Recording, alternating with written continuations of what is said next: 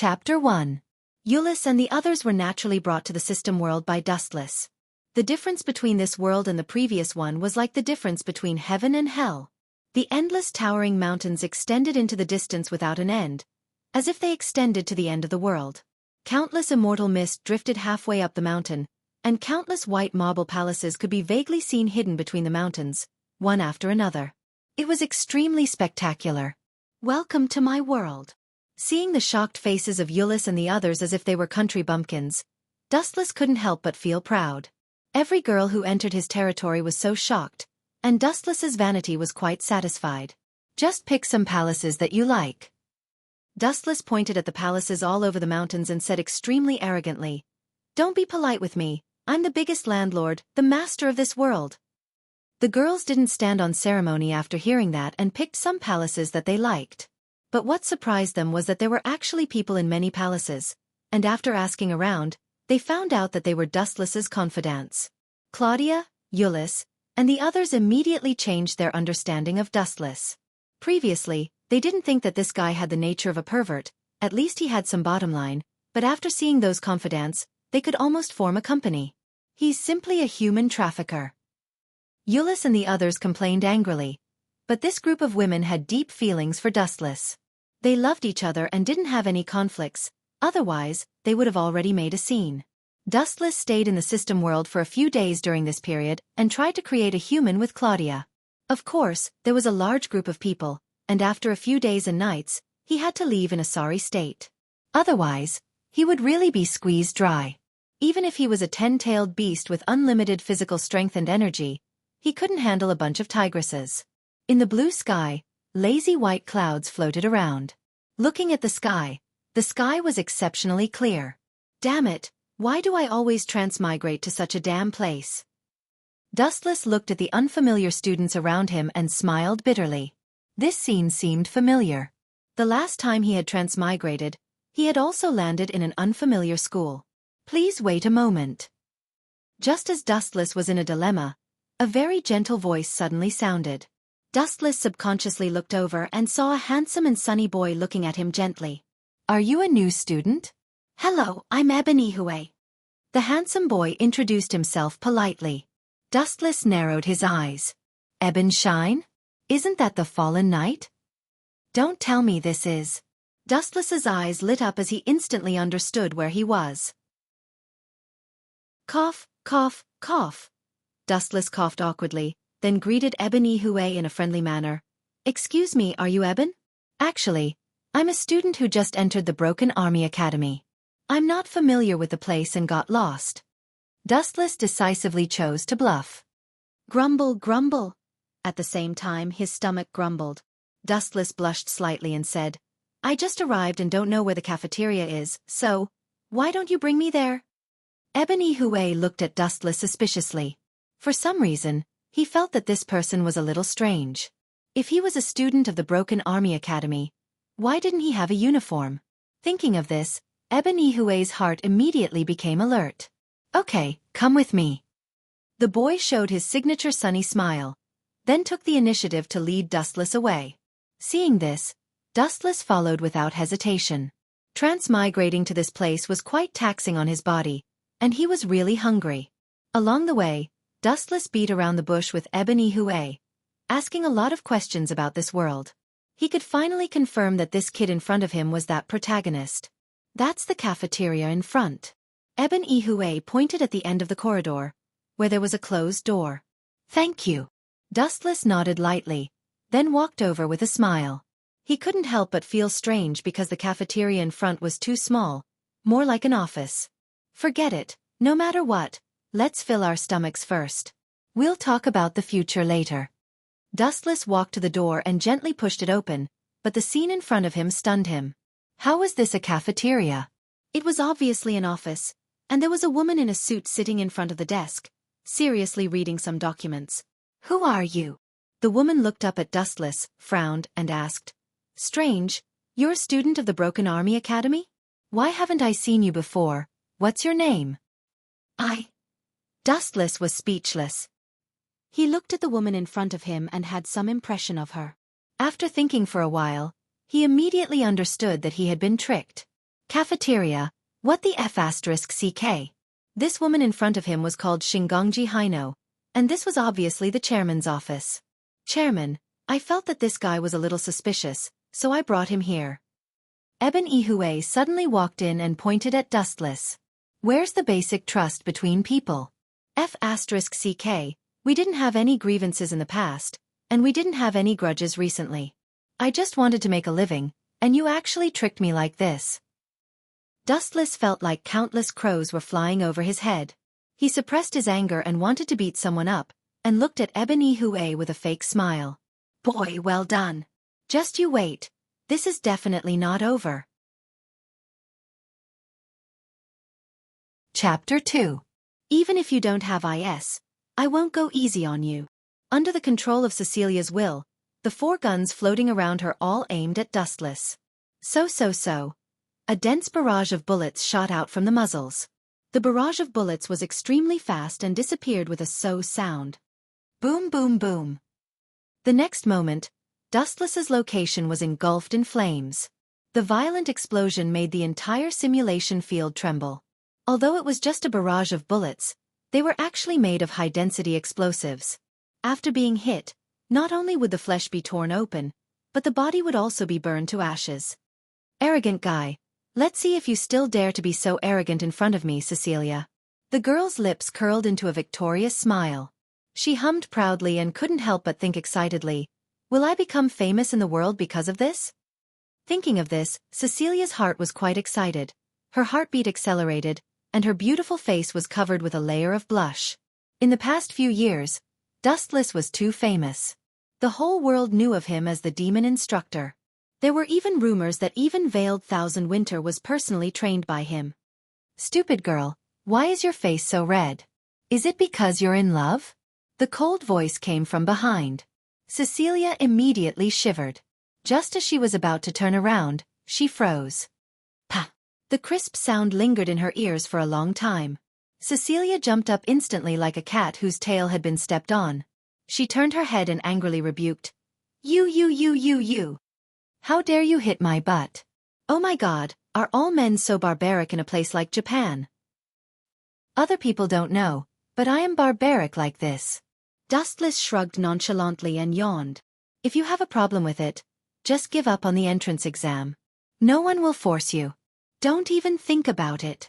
Cecilia rejected him fiercely. Give up? No way. Not only did she have to pass the IS entrance exam, she also had to take revenge on Dustless. But then again, how did he dodge my attack? I didn't even see a shadow. Was I too careless? Cecilia frowned, looking at the sea of fire that was still burning. Her eyes were full of confusion. She had clearly hit Dustless just now, but this guy had sneaked behind her and even hit her butt. Thinking of this, Cecilia's anger was ignited. She was ashamed and angry at the same time. You don't understand gentlemanly etiquette. This is my return to you. The 4 cannons floating around Cecilia spread out and aimed at Dustless from different directions. Bang bang bang. With the previous humiliation, Cecilia was now like a barrel of gunpowder, firing with all her might. At this moment, she was also holding a gun that was nearly 2 meters long, and all the bullets were aimed at Dustless. Boom boom boom. The place where Dustless was standing was once again engulfed in boundless flames. A huge black crater was blasted into the ground, and he disappeared along with it. *T, don't tell me he's dead? Realizing that Dustless was nowhere to be found, Cecilia's face turned pale. Defeating an instructor and killing an instructor were 2 completely different problems. Idiot, this kind of spark is still miles away from burning me. The ghostly voice sounded behind her again. Remembering what happened before, Cecilia immediately covered her butt. Slap! The moment she turned her head, another crisp slap landed. Cecilia immediately felt a burning pain in her cleavage. Shameless, shameless, shameless. Asshole, I'm going to file a complaint against you. Cecilia was so angry that tears kept rolling down her face. He hit her butt before, and now her breasts. What kind of instructor was this? He was a hooligan that escaped from prison. File a complaint against me? Hearing this, Dustless curled his lips in disdain and said with disdain, I'm the boss of this school. You want to file a complaint against me? Believe it or not, I'll expel you right now and make sure you can't step into IS Academy for the rest of your life. You brought this upon yourself. Who told you to call me a male Wuxia? Dustless's attitude was extremely unfriendly as he added, I'm just a narrow-minded person. But, although this chick is young, she's developed quite well. Thinking of the touch of the chest just now, Wu Chen's calm heart had a ripple. One of his hands almost couldn't catch it. Okay. Cecilia resisted the urge to vomit blood and said okay 3 times in a row. It was obvious that she was truly enraged. As a noble of Ying Kingdom, when had she ever been humiliated like this? Let's see how you're going to ambush me this time. As she spoke, Cecilia gently flew up and gradually flew into the sky. She was about 20 to 30 meters above the ground.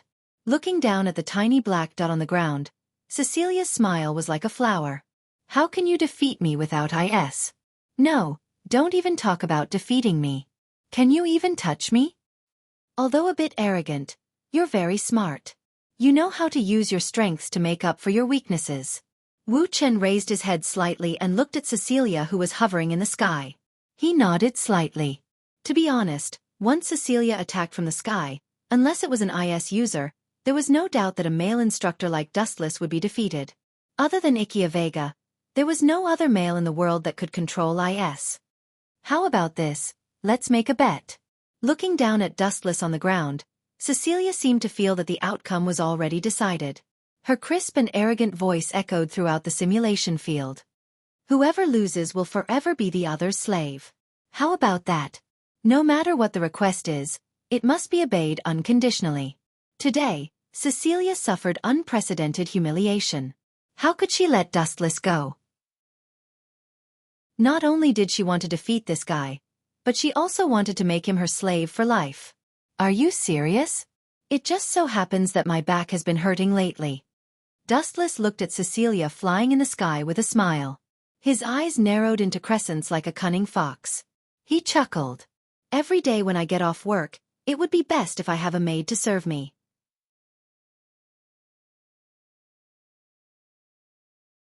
Aya. I suddenly smell something special. Dustless suddenly opened his mouth and glanced at Jilanshu. What's that smell? Hei Yan and Yu Ji curiously looked at Dustless. At the same time, they took 2 deep breaths and didn't find any strange smell. Hee. Dustless looked directly at Jilanshu. He playfully looked at Jilanshu's tense face and said, It's the smell of vinegar. I am truly impressed by your courage. Hei Yan followed Dustless's gaze and glanced at Jilanshu. When he saw Jilanshu's dark expression, he immediately understood what was going on.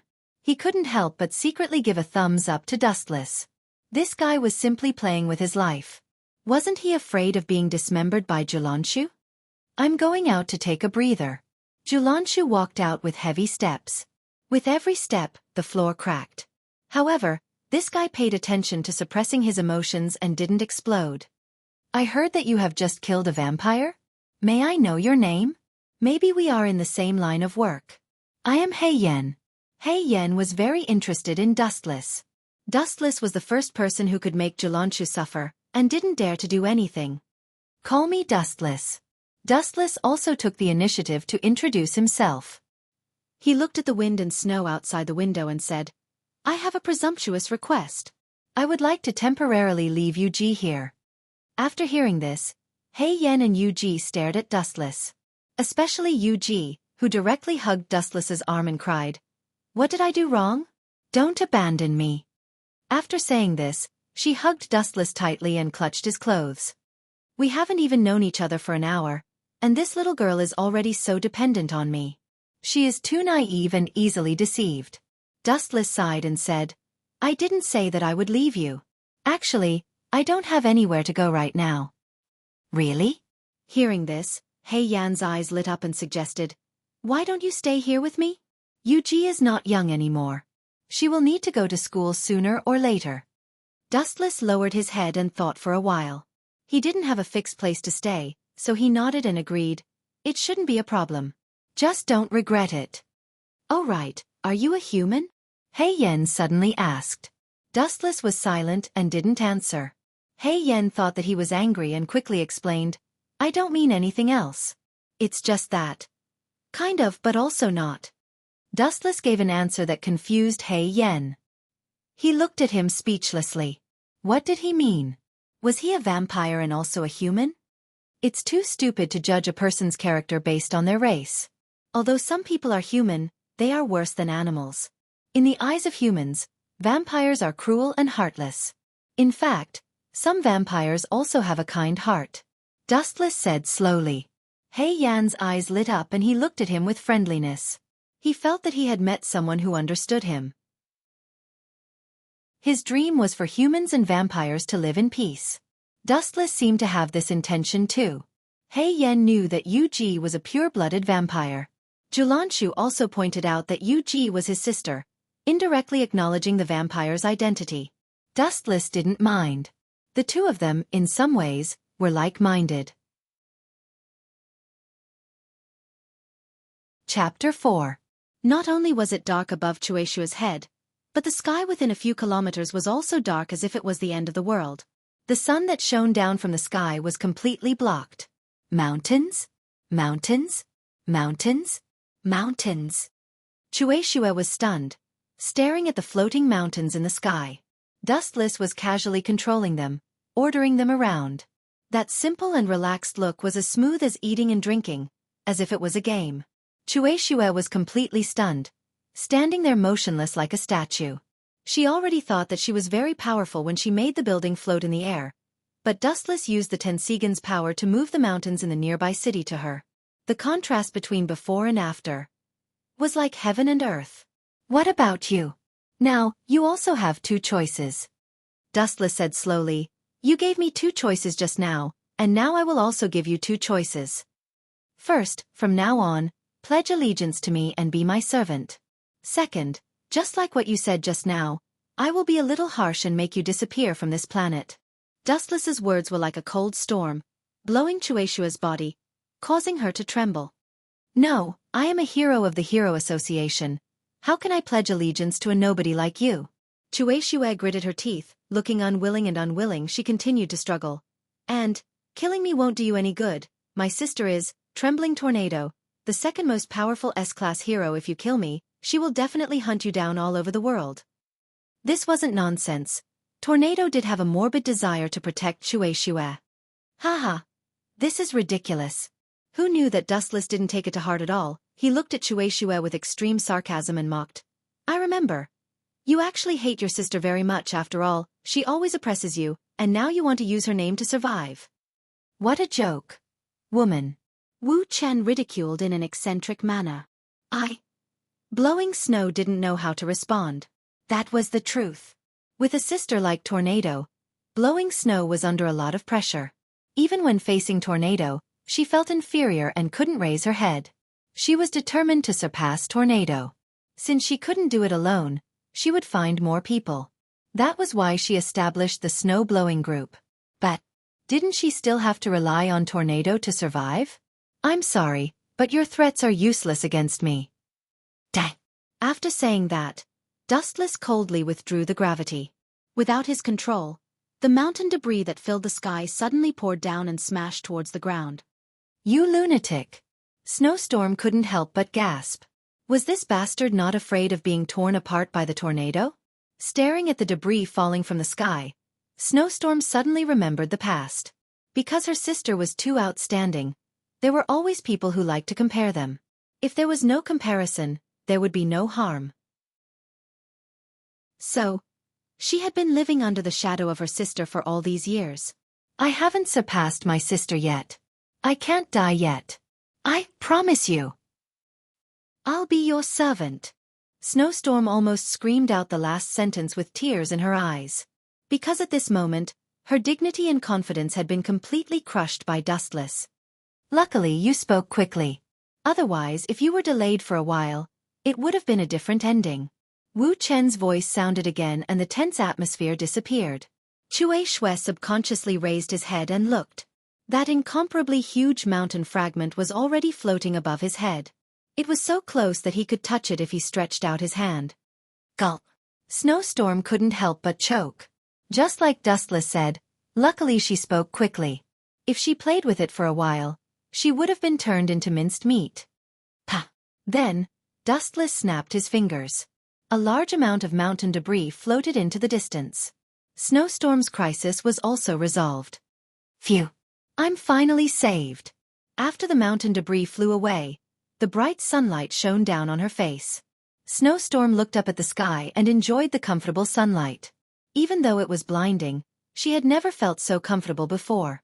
It was great to be alive. Let me introduce myself first. My name is Dustless. Dustless lazily walked to Snowstorm's side. Looking at the girl who had a face full of joy after surviving the disaster, he said softly, "Since you are my person, you should withdraw from the Hero Association." Withdraw from the Hero Association?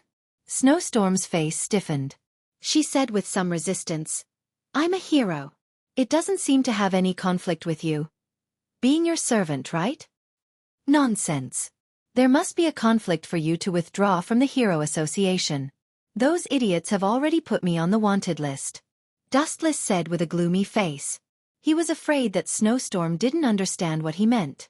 10 tails suddenly appeared from his back. This. Are you really the 10 tails weirdo from yesterday? Snowstorm's eyes constricted violently. She looked at Dustless in shock. Aren't the so-called weirdos all ugly people? Why is Dustless so handsome? His chiseled face, exquisite facial features, and neat and clean short hair made him look cool and capable. Especially his figure. It suited Snowstorm's taste.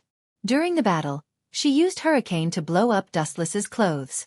The 8 well-proportioned abs on his abdomen left a deep impression on Snowstorm. Furthermore, Dustless seemed to be able to transform at will. He could switch between human and weirdo at will. T weirdo. I'm not a weirdo. I'm the 10 tails weirdo. It's just that those idiots are ignorant. I just came here and they made me a weirdo. Dustless said unhappily. He didn't cause any damage. What the F***CK? As for the Metal Knight, to put it bluntly, it was Dustless's passive counterattack. It was the guy who provoked him first. He even used Dustless as a test target for his new weapon. Chapter 5. This guy is really special. No wonder Principal Margaret values him so much. Looks like it's not just because he's from Bridget's family. There must be some other unknown reason. Aoki and Yi muttered to themselves. They were confused about Principal Margaret's thoughts. They looked out of the window and saw that the black cars behind them were all Pandora, and they were all elites. And it was worth mentioning that this wasn't all of their forces. Behind these black cars, there were also several trucks. Looking carefully, they were all Pandora. Wasn't it strange? Did they need so many Pandora to escort one person? This lineup looked like they were escorting a criminal. Surprisingly calm. Aoki and Yi glanced at Dustless and smiled bitterly. They looked up and saw Dustless lying on the side with his eyes closed. His expression was calm as if he was asleep. On the way, Dustless was very quiet and didn't do anything out of the ordinary. Thus, they arrived at Signetix Academy unscathed. Accompanied by Aoki and Yi, they went to the principal's office. Principal Margaret, he's here. In the slightly oppressive office, the air was stuffy. There were only 3 people. Principal Margaret, Aoki, Yi, and Dustless. This is the principal? She's more plain and simple than I imagined. How disappointing. Dustless lowered his head and muttered to himself. He instantly lost interest in this so-called principal. Aoki and Yi, thank you for your hard work. Go back and rest first. I have something to discuss with Mr. Dustless. Principal Margaret showed a kind face and waved her hand. I understand. Hearing this, Aoki and Yi nodded and left silently. Only Dustless and Margaret were left in the large office. The atmosphere also fell into silence. Margaret's gaze was focused on Dustless, and a cold light flashed in her eyes from time to time. What do you mean? After a long while, someone finally spoke. The person who spoke was Dustless, and his tone was cold and filled with dissatisfaction. Upon hearing this, Principal Margaret's expression changed slightly. She could hear the coldness in Dustless's tone. She pretended to be confused and said, "What do you mean by that? I don't understand." Still playing dumb with me? Dustless smiled contemptuously, pointed at the closed door, and sneered. How many people are waiting outside? Even if there weren't 100 of them, there were at least a few dozen of them, right? How bored are you? With Dustless's words, Principal Margaret could no longer maintain her composure. The friendliness on her face disappeared and was replaced by an unprecedented coldness. How rude. Before asking others, shouldn't you explain yourself first? Since they had already shed all pretense of cordiality, Principal Margaret no longer hid anything and said bluntly, You've been in Bridget's family for 3 days. Find out what happened yourself.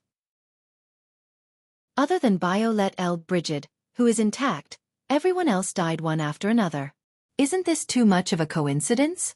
So it's about this matter. Hearing this, Dustless revealed a look of understanding and asked with interest, So you think that I'm the murderer? I don't have any evidence. Principal Margaret shook her head and answered truthfully. Then, she said in a serious tone, But you're the most suspicious. This matter has caused an uproar in the world. Is that so? Dustless didn't care about this. He poured himself a cup of coffee and said leisurely, So what do you think now? Do you intend to arrest me directly, or do you want to use peaceful means before resorting to force? Principal Margaret didn't say a word. She knitted her brows and stared at Dustless. Even though she was close by, she felt like she was looking at flowers in a fog. She couldn't see through Dustless's thoughts and couldn't figure out what this man was thinking. If it were an ordinary person who knew that there were dozens of Pandoras outside, and they were all elites among elites, they would definitely be scared to death. But Dustless, on the other hand, didn't care at all. His pair of calm eyes were as calm as still water. There was no fear in them and his aura was even stronger than Principal Margaret's. What do you want to do? Hurry up. Don't waste my time, Dustless said impatiently. Phew. Principal Margaret took a deep breath. After a moment of silence she finally said, Although you are a suspect, there is no direct evidence pointing to you killing the members of Bridget's family. There are no signs of their assets being misappropriated. All of it is attributed to Violet L. Bridget. You came looking for me in such a big way just to say this nonsense? It's so boring. I really feel bad for the dozens of Pandoras standing guard outside, Dustless said casually. He didn't take the so-called dean seriously at all. This bastard? Hearing this, Principal Margaret's mouth twitched and her expression kept changing. This brat was too arrogant. He didn't take her seriously at all and spoke so casually. It felt like she was talking to a passerby. However, it's good that you came to this school. We also need to investigate you. Margaret stared at Dustless and didn't hide anything. Whatever. Dustless shrugged calmly without changing his expression. Not to mention that they couldn't find anything. Even if they did, what could they do? Count on the group of Pandoras to catch Dustless? Stop joking. They were not in the same dimension. Even the legendary Pandoras could only look up to him. What other requests do you have? If not, then according to Miss Violet L. Bridget's letter, you will be our school's teacher from now on. Chapter 6. Dustless suddenly became a candidate for the general of the New Liang group. This made many demons flabbergasted. First, he became the boss of the Demon Ox group. Then, he suddenly became a candidate for the general. This was a typical example of a salted fish turning over a new leaf. Although many were dissatisfied, there was nothing they could do. Firstly, it was Demon Ox who recommended him. Secondly, it was Dustless's own strength that no one could match.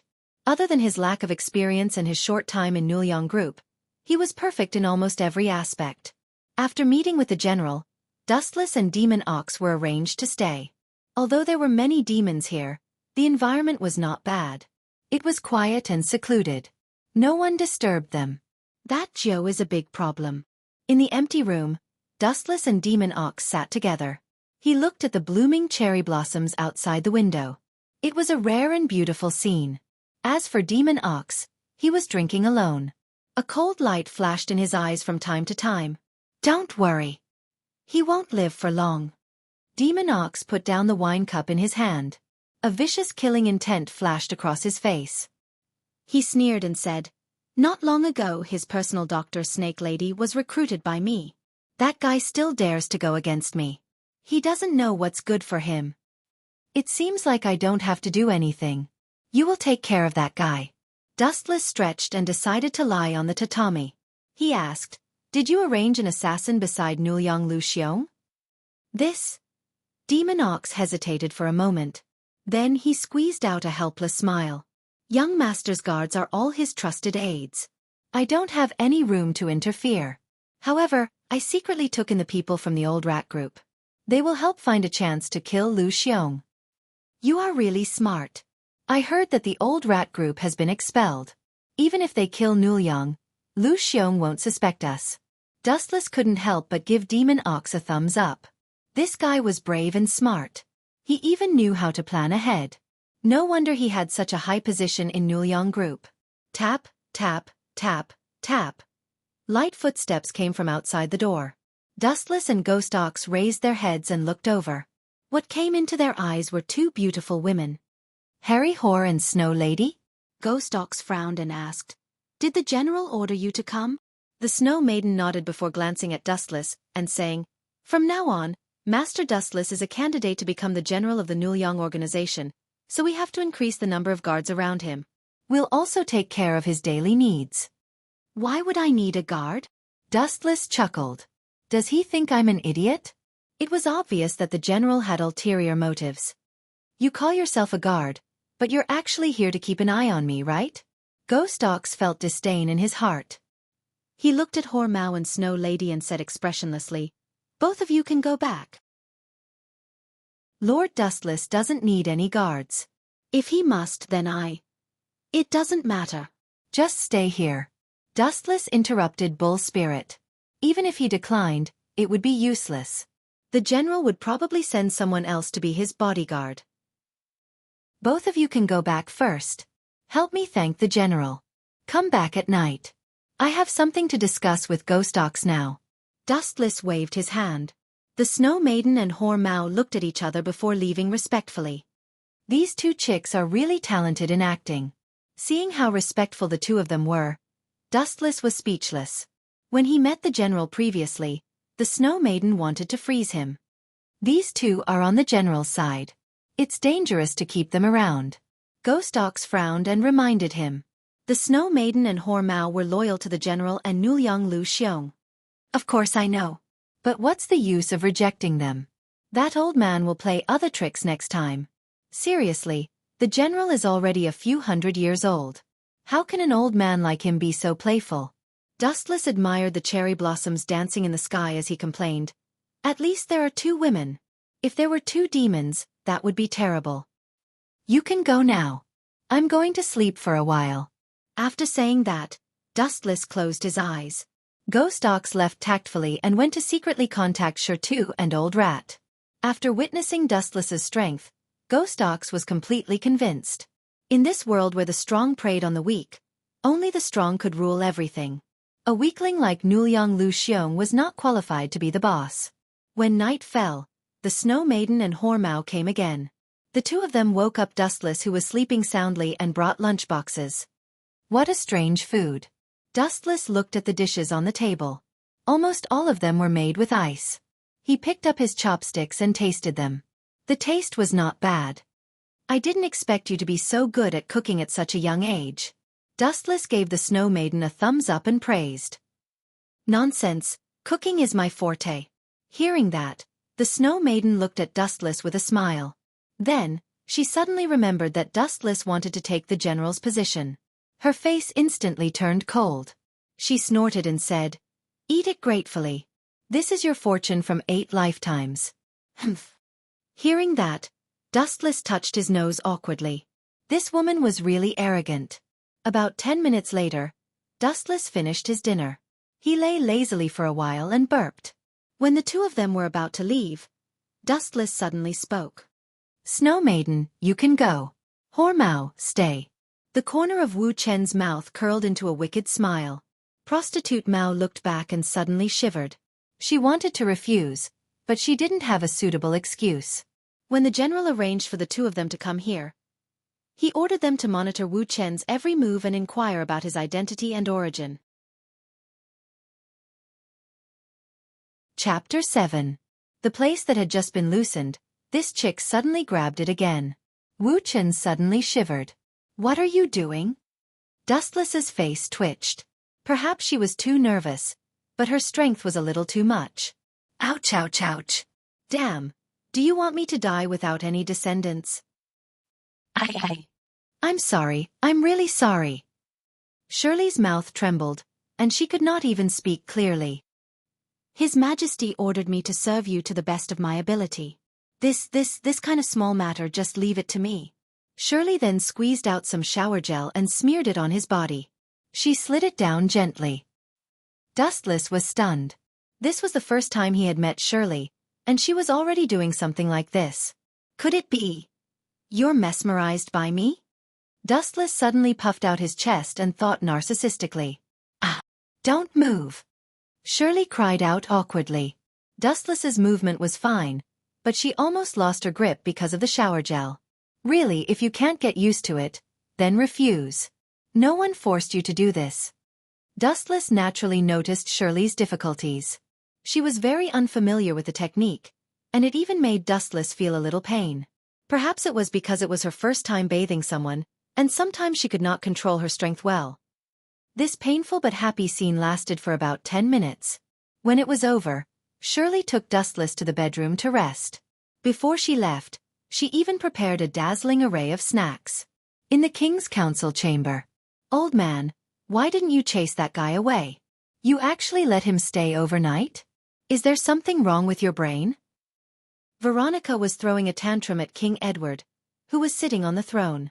She was so angry that she was about to vomit blood. Her disrespectful tone didn't sound like she was talking to her father at all. However, King Edward merely stroked his beard. He seemed to be used to Veronica's behavior. The reason she was so angry was that she had also heard that Dustless had stayed overnight. Veronica wanted to kill Dustless immediately, but when she thought of the difference between them, she dismissed that unrealistic thought. If she rashly challenged Dustless, the scene just now might happen again.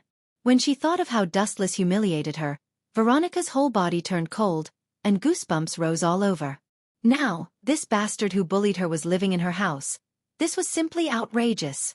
You seem to have a big problem with Dustless, Veronica. King Edward looked suspiciously at Veronica's face, and asked curiously, Do you know him?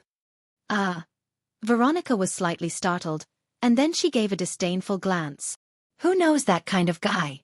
Whenever I see him. No, I feel bad when I hear his name. But you do, Edwards. You as the saying goes. No one knows a daughter better than a father, and no one knew Veronica better than him. Those who offended me are all dead, Veronica said coldly. I'm just worried that Dustless will harm Sylvia. Veronica snorted coldly. Then, her tone became gentle.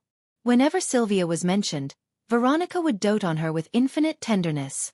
That's true. Hearing Veronica's explanation, King Edward's doubts were relieved. Yes, those who dared to provoke his eldest daughter were all dead. If they were enemies, they would have died long ago. In fact, what King Edward did not know was that Dustless was not Veronica's enemy, but her nemesis. Although I don't know where Dustless came from, I can be sure that he will not harm Sylvia.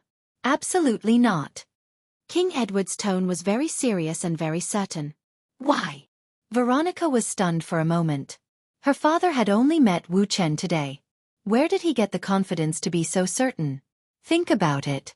If he wants to harm Sylvia, is there a need to bring her back? No, there is no need to kill her. Just throw her deep into the mountains and let her live on her own, King Edward explained. So, the possibility of Dustless harming Sylvia is completely non-existent. Keeping him here is actually because of his strength. King Edward's eyes shone. The two empires at the border of the kingdom have wild ambitions against us. The benefits of having a strong military force are self-evident. I heard from Sylvia that Dustless is very strong. He can even fly without a dragon. And most importantly, King Edward exhaled and looked at Veronica excitedly. This is what Sylvia told me. Dustless and the Dragon Mother seem to be very close. The Dragon Mother even has a favor to ask of Dustless. I plan to ask him to help you. Veronica had the potential to be a dragon breeder, but sadly, when she was baptized, the Dragon Mother despised the girl's fierce eyes and felt that she was not suitable to be a dragon breeder. So that's how it is? Veronica's eyes lit up. She was obviously moved. and her heart raced.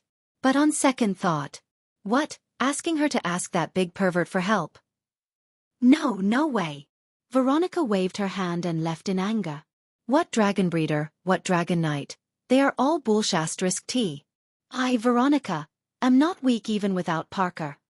Asking Veronica to ask Dustless for help was more painful than killing her. Chapter 8. Elise bowed again and again, showing her sincerity. She even took out Fat 2 as a thank you gift.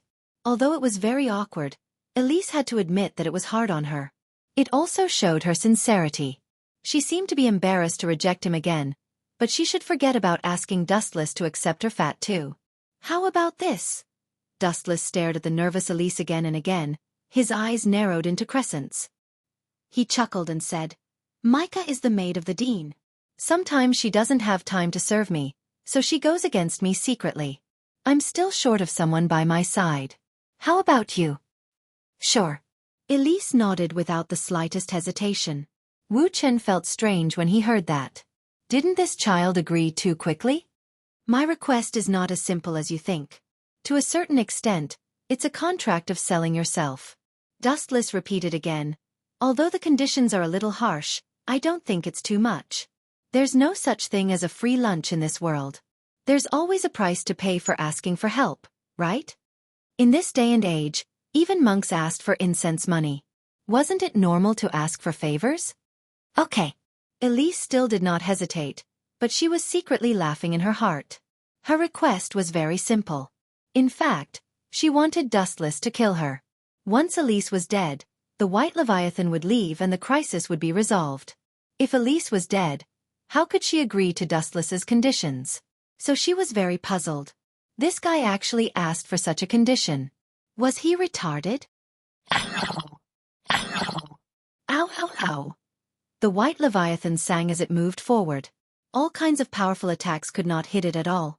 It's useless. This guy's ability is universal repulsion. What can your puny attacks do?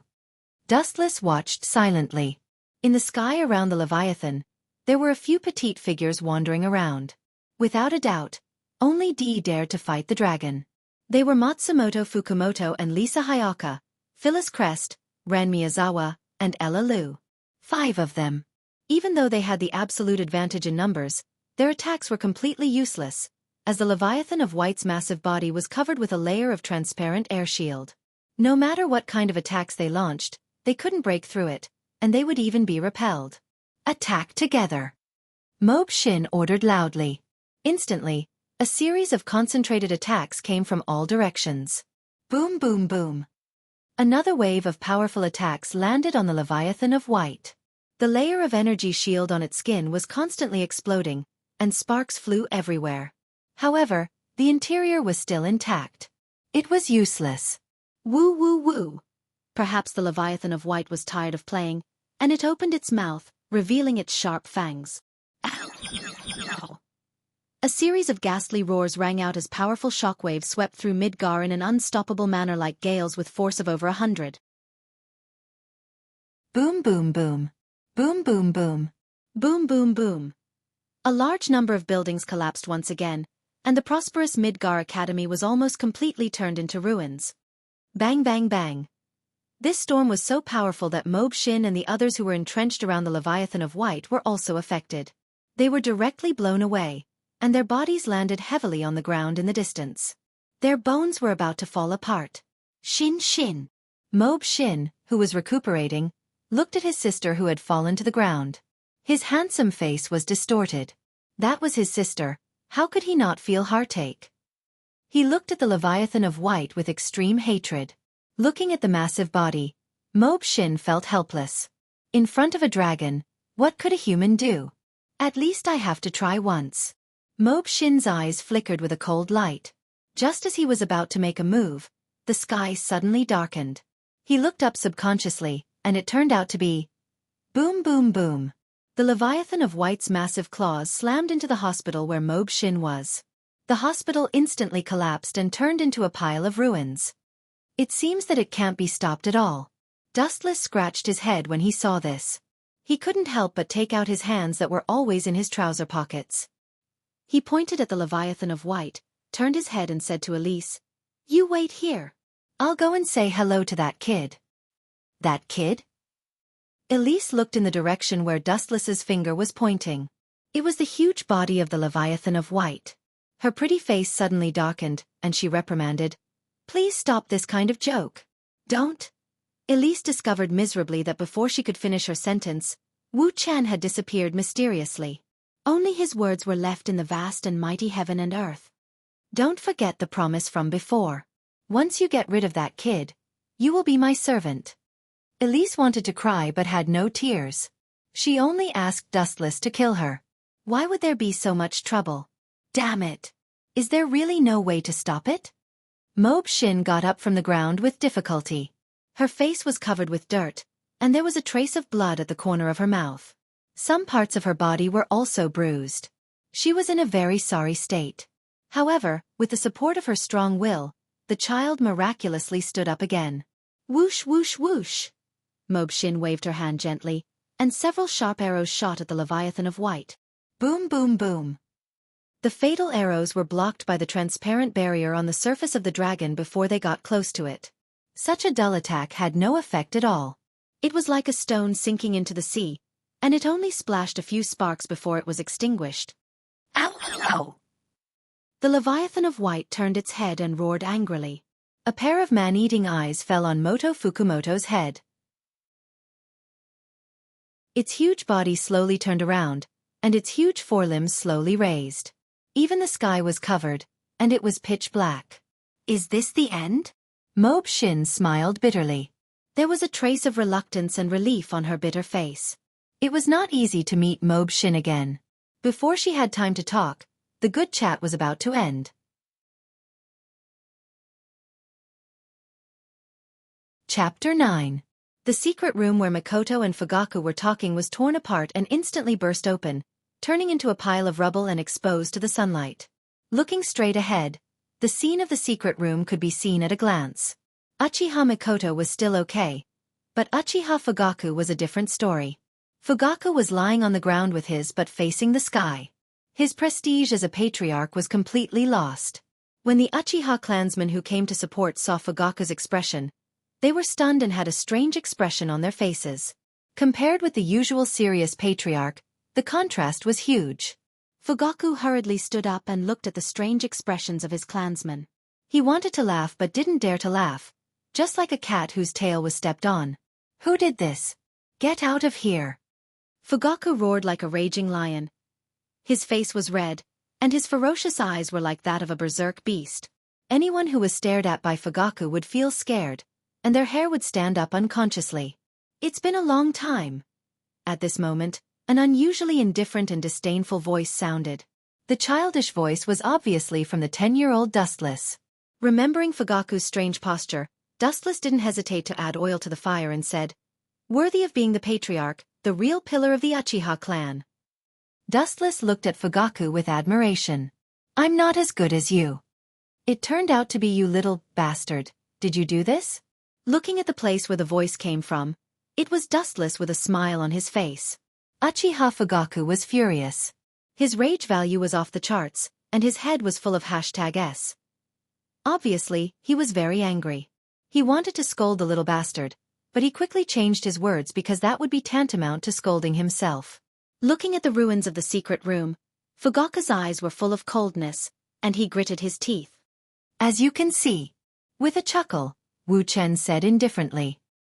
He immediately looked at Fugaku with a mocking expression. His eyes were cold, and his cold voice spread out. "Fugaku Uchiha, cut the crap, I don't have time to listen to your nonsense. Is this how you talk to your father who gave birth to you?" Hearing this, Fugaku was furious. He clenched his fists with a dark face, suppressing the fire in his heart. His skin didn't move as he asked Dustless. His voice was so sharp that it made people's scalp numb. If it weren't for the fact that there were so many people, and the bad reputation of killing his son, he would definitely make Dustless bleed on the spot. "Father?" Dustless dug his ears and pretended to be surprised as he said, "Father? So you still know that you have a son, this kind of thing?" Wuxian dragged out his voice. Everyone understood the sarcasm in his words. You.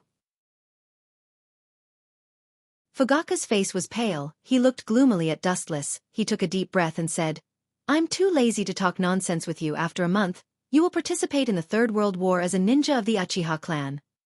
Fugaku waved his hand with a look of annoyance, as if he could see the tragic death of Dustless in the future. Fugaku grinned. Don't hate us, there is nothing we can do. The corner of her mouth slightly squirmed, and Mikoto sobbed silently. Obviously she still loved Dustless very much. Dustless's face was as usual, and he glanced at Mikoto. His dark eyes were locked on Fugaku, and he didn't waver. He already expected this. The relationship between the Uchiha clan and Konoha's higher-ups is well known. Although Fugaku promised to send ninjas to participate in the Third World War, most of them are cannon fodder, most of them are people who have exhausted their talent, and at the very least, they are trash like Dustless. Who gave you the right to make your own decision, and what if I say no? Then you will die. Fugaku's eyes turned rapidly, and the scarlet-red tomo began to rotate, showing his determination. The cold and chilling murderous aura swept through everyone present like a hurricane, and the scene was silent and extremely depressing. The Uchiha clan members had different expressions, but most of them were like this. The world is like this, the weak should have the consciousness of the weak, don't try to resist fate, and those who don't have the strength to resist fate will be crushed by the gears of time. Because it's not just the Uchiha clan, it's the same everywhere in the world. Is that so? Hearing this, Dustless just snorted disdainfully. His young but mature face had an unruly smile. It was a kind of eagerness to try. Does this guy want to die? He dares to challenge the patriarch. The Uchiha looked at Dustless's arrogant face, and they were shocked. The strength of the patriarch is naturally second to none in the Uchiha clan, especially in a pure fighting family like the Uchiha clan. Without the strength of the entire Uchiha clan, it's impossible to be the patriarch. Good boy, I was really blind before, I didn't see that you are a traitor. Fugaku cursed, and his face turned green, being challenged by a 10-year-old trash. He is definitely the first patriarch of the Uchiha clan since ancient times. Looking at the angry Fugaku, Dustless didn't know what was going on, and then he looked at Fugaku seriously and said, A patriarch is so afraid of death, don't worry, I will just teach you a lesson, I won't kill you. Fugaku. The Uchiha were also speechless. Where did this trash get the confidence to challenge the patriarch? Chapter 10. Isn't that guy a little too sharp? Stacy and Ebony Hue, who were in a different spot, broke out in cold sweat. They stole glances at Dustless from the corner of their eyes, and their hearts were in turmoil. Because in the upcoming open tournament, every student was an enemy, and Dustless was no exception. Both of them knew how strong Dustless was, and so they wanted to work together to deal with him. But this guy, his ability to foresee the future really made them feel ashamed. Maybe it's just a wild guess. Stacy and Ebony Hue glanced at each other, and both of them thought that it was just a blind cat meeting a dead mouse. During the meal, Dustless didn't bother with the two of them. He finished his meal early and left. When he passed by Stacy and Ebony Hue, he gave them a look that said, Do your best. After lunch, Dustless didn't rush back to the dormitory. If he slept for too long, he would have a headache. Instead, he strolled around the Shatterer Academy, admiring the scenery around him. The Shatterer Academy was indeed one of the top night academies in Japan. It had everything. The landscaping was done quite well, and there were all kinds of entertainment venues on campus. However, Dustless wasn't interested in any of them, and he was bored as he strolled around. It's that guy, right? I will never forgive you. Looking at the figure in front of her, the white-haired Loli's face flashed with a cold light, and then she silently followed him. After about a few minutes, Dustless walked to a dark and shady place. It was a narrow corner, and there was no one around, and there were no cameras to observe him. You've been following me for so long. Are you here to avenge your brother, Ebony Hue? Dustless suddenly stopped. The figure also stopped and quickly hid. There's no use hiding, Miss Ebony Hue. After calling out the girl's name, the white-haired Loli walked out from the shadows, and her beautiful eyes looked at Dustless unkindly. Ayaya! What a scary gaze. Dustless was unmoved by the girl's ferocious stare. He could tell at a glance that this was the Black Iron Pearl Viper. You made my brother lose face and was laughed at by so many people. I can't forgive you. The black iron pearl centipede's body was overflowing with cold air. Even her eyebrows were covered in a layer of cold mist. Of course I knew you wouldn't let me go, so I chose such a remote place. Otherwise, it would be troublesome if those cameras caught me using spiritual equipment without permission. According to the school rules, you will be expelled, Dustless said calmly. His words made the black iron pearl centipede's pupils shrink. Could it be that this fellow discovered me long ago and deliberately brought me here? The black iron bead viper released its spiritual equipment and held a sharp dagger in its hand. It looked at Dustless with great vigilance. Perhaps this was a trap. To be honest, I also want to teach you a lesson. Dustless grinned and said, Your brother and Stacy plotted against me, so I'm just collecting some interest from his sister. That's not too much, right? That perverted princess. As if she had some impression of Stacy, the black iron pearl centipede immediately cursed. I'll deal with you first. Crack, crack, crack, crack. With the black iron pearl centipede as the center, a large amount of ice seeped out from under her feet, freezing the surrounding ground and swallowing Dustless. The ability to control ice. No wonder your relationship with Stacy is so bad. Fire and water are incompatible. Looking at the ice under his feet, Dustless smiled and looked calm. Then he casually raised his right foot. What is he doing? Not planning to release his intrinsic spiritual equipment? The black iron pearl centipede looked at Dustless in confusion. She couldn't figure out what this guy wanted to do. Was he going to break her ice with one foot? Don't joke around. Actually, what the black iron pearl centipede didn't know was that Dustless didn't have the so-called intrinsic spiritual equipment. The heaven-gathering cloud sword was only imitated by the power of the glint fruit. Bang! The raised right foot suddenly landed on the ground. The ground immediately trembled and a large number of cracks appeared. The spreading ice on the ground cracked and shattered. His physical skills are so strong? Didn't you say this guy was good at using swords and fire? The black iron pearl centipede opened her eyes wide. When she looked at Dustless again, her body suddenly tensed up. Because Dustless had disappeared from her sight. Where is he? The black iron pearl centipede looked left and right, looking for Dustless's whereabouts. Full of flaws. Little brat. If you participate in the selection like this, you'll be eliminated sooner or later. The cold voice suddenly sounded behind her. The black iron pearl centipede couldn't help but be startled. Then, she turned around and stabbed. Too slow. The black iron pearl centipede was really too slow. Dustless easily caught her snow-white wrist and looked at the young girl with a trace of an evil smile. Tell me, how should I punish you? You better not mess around. The black iron pearl centipede was so scared that her face turned pale. She quickly thought of something and said, My father is Eben Yen, you know who he is, right? If you offend me, you'll die. Eben Yen, the head of the International Magician Knight Alliance's Japanese branch, the head of the Eben family, Eben Ihue and Eben Juji's father. His position was high and even the chairman had to give him some face. But unfortunately, Dustless had always been the kind of person who feared nothing. There was no way to threaten him. If you're scared, then let go. Seeing Dustless hesitate, the black iron pearl centipede smiled. But in the next second, her face turned green. Wu Chen lifted the girl's skirt, revealing her snow-white perky buttocks and fair skin. He couldn't help but stare blankly. You're so young, yet you're wearing black fat too. What a heavy taste. No wonder you're a brother complex. Then, Dustless raised his hand and mercilessly slapped her. Pa! Pa! Pa! The burning pain attacked the black iron pearl centipede's mind. She gasped for breath and was about to faint. This guy dared to hit her but in broad daylight.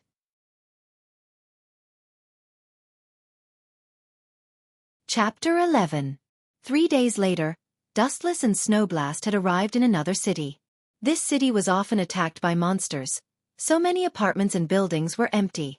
Dustless and Snowblast chose an uninhabited villa as their base of operations. Lord Dustless, there's news from the Hero Association. Dustless was lazily sprawled on the sofa watching television.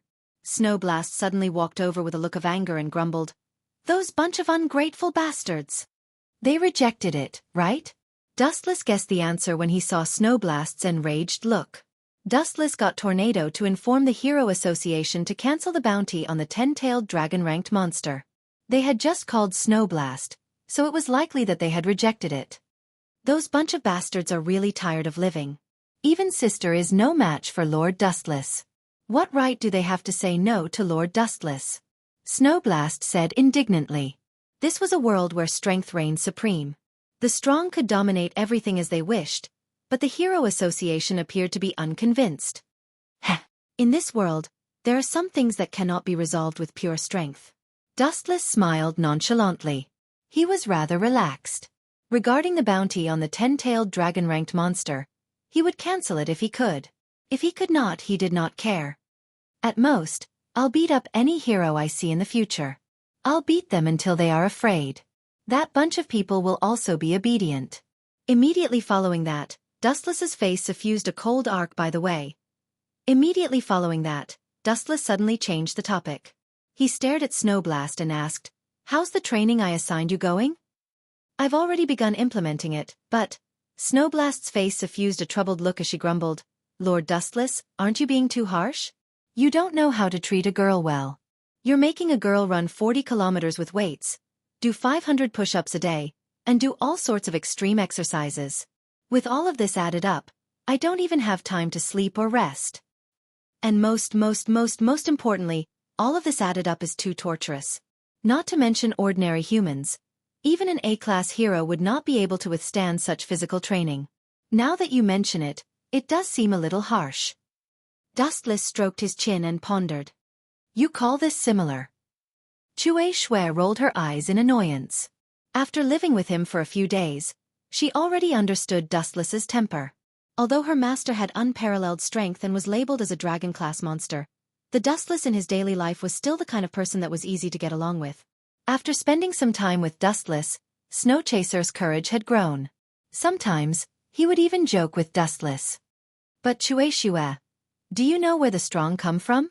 Talent is important, but as the saying goes, diligence can make up for stupidity. The so-called strong are actually made up for by taking advantage of other people's leisure time to train themselves like crazy. If you want to become strong, you have to learn how to endure hardships."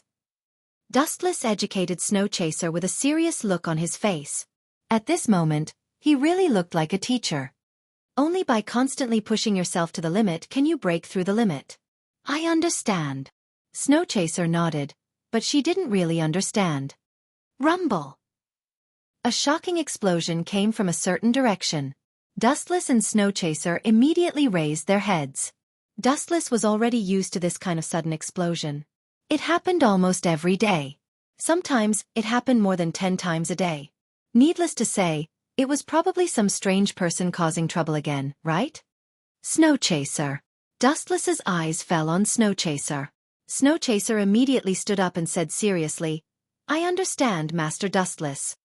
After saying that, Snowchaser walked over and calmly hugged Dustless. Obviously, this was not the first time. Her small hands skillfully locked onto Dustless's body. Then, Dustless's body began to emit a golden light. Dustless instantly turned into a beam of light and disappeared. In the past few days, Dustless had been ordering Snowchaser and all kinds of monsters to fight at high intensity. And now, this temporary target was here again. In the deep pit where the explosion happened, there was a tall monster. Its appearance was very similar to a human's. Its body was covered with strong muscles. The only thing that was quite strange about it was that its skin was blue-black. Furthermore, there were 2 antenna-like antennae on its forehead. Looking at the huge explosion nearby, it was easy to guess that this monster was not weak. It was the Vaccine Man, who claimed to be the will of the Earth. Because it was unhappy with the destruction of the environment, it wanted to destroy the human race. Therefore, as soon as it appeared, the Vaccine Man caused a huge explosion and killed all the nearby humans. "Look at this dirty world and this dirty air, my God, I can't stand it. All of this is caused by those damned humans. They have turned this lovely world into such a mess. They have no value in living in this world." The Vaccine Man took 2 deep breaths of air and tasted it carefully. After that, he couldn't help but vomit. His face was full of disgust and disgust. Swoosh, swoosh, swoosh. Suddenly, a sharp sound came from the sky. The vaccine man couldn't help but look up. It was a beam of light that was quickly approaching. The speed of the beam was extremely fast. It was at least 100 meters away. Boom, boom, boom. After about 10 seconds, the beam of light landed on the ground. It landed right next to the vaccine man. Of course, this was Dustless and Snowchaser. Snowchaser, do you see this guy? You can use him as your opponent. Don't be afraid, this guy who looks strong on the outside is actually just a piece of trash. Dustless looked at the vaccine man and said softly. He didn't care about the latter's angry face at all. You stinky human, who are you calling a piece of trash that looks strong on the outside? The vaccine man roared with a gaze that could devour a person. His voice was hoarse as if he had shouted himself hoarse.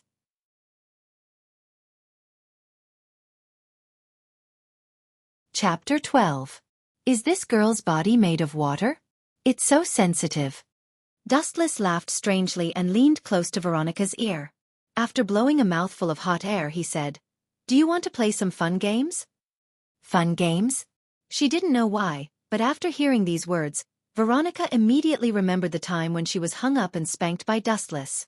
She lost all the face she had accumulated in her life. You dead pervert. Go play by yourself. Without thinking, Veronica refused. Iron Blood Valkyrie, you're nothing but a coward. Wu Chen muttered. Veronica's heart twitched when she heard that. She had to calm herself down.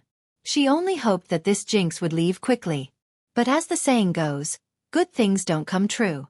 Veronica didn't want to see this happen. Your father's place is not bad. Tomorrow you go and tell him that I plan to live here for 10 days or half a month.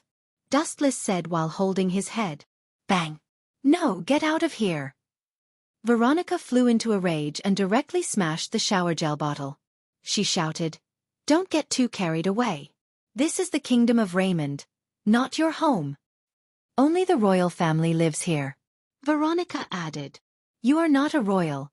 You are not even a noble. You are just a commoner. Don't break the rules."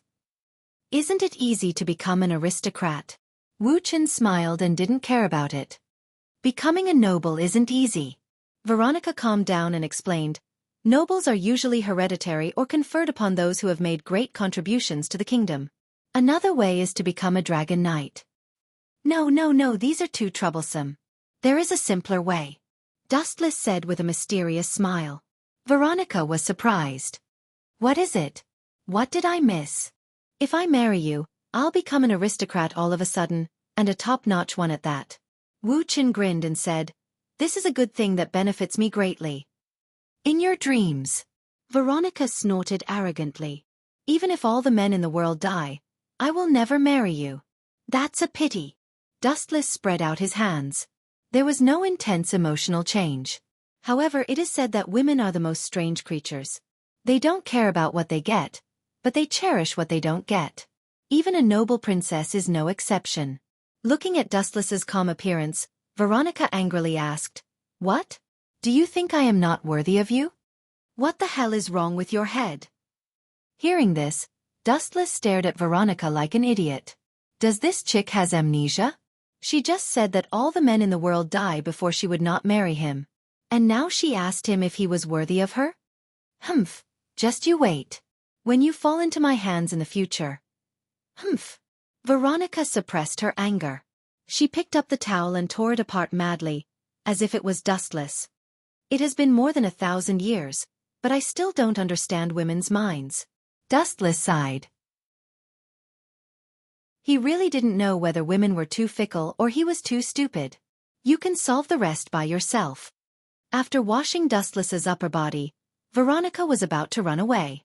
Wait, I didn't ask you to go.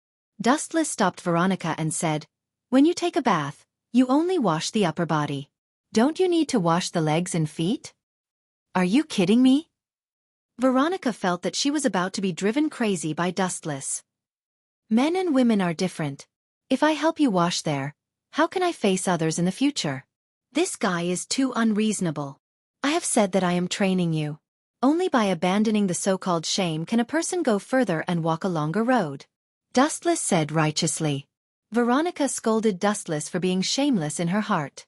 She was unwilling to do it. No matter how hard her arm was, it could not resist her thigh in the end.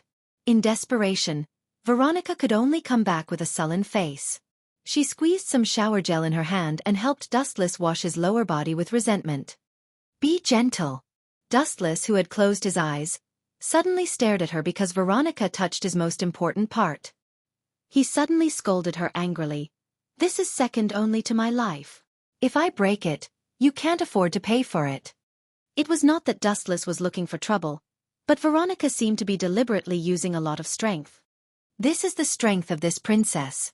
Looking at Dustless's angry look, Veronica's pretty face had a beautiful smile. After fighting for so long, she could finally hold her head high for once. Is that so? Dustless wasn't angry. He chuckled and said, since that's the case, I'd better ask your sister to help me wash it. It's okay that your sister is clumsy. I reckon that Sylvia's methods are gentler. You bastard. Hearing Dustless's words, Veronica was about to jump up. She was so angry that she pointed at Dustless and scolded, how can you do this to a child? Are you shameless? Perverted scum. I think you misunderstood something. I just think that she is younger and weaker. Since you don't know how to do it, what's wrong with finding a younger one to replace you? Dustless defended himself with a glib tongue. After that, he stood up directly and walked to the exit without waiting for Veronica's reaction. Sit down. Thinking that Wu Chen was serious, Veronica roared, I'll just be a little gentler. I'm good at this kind of thing. When she said these words, Veronica's heart was bleeding. This shameless guy was too difficult to deal with. She was completely fooled by him.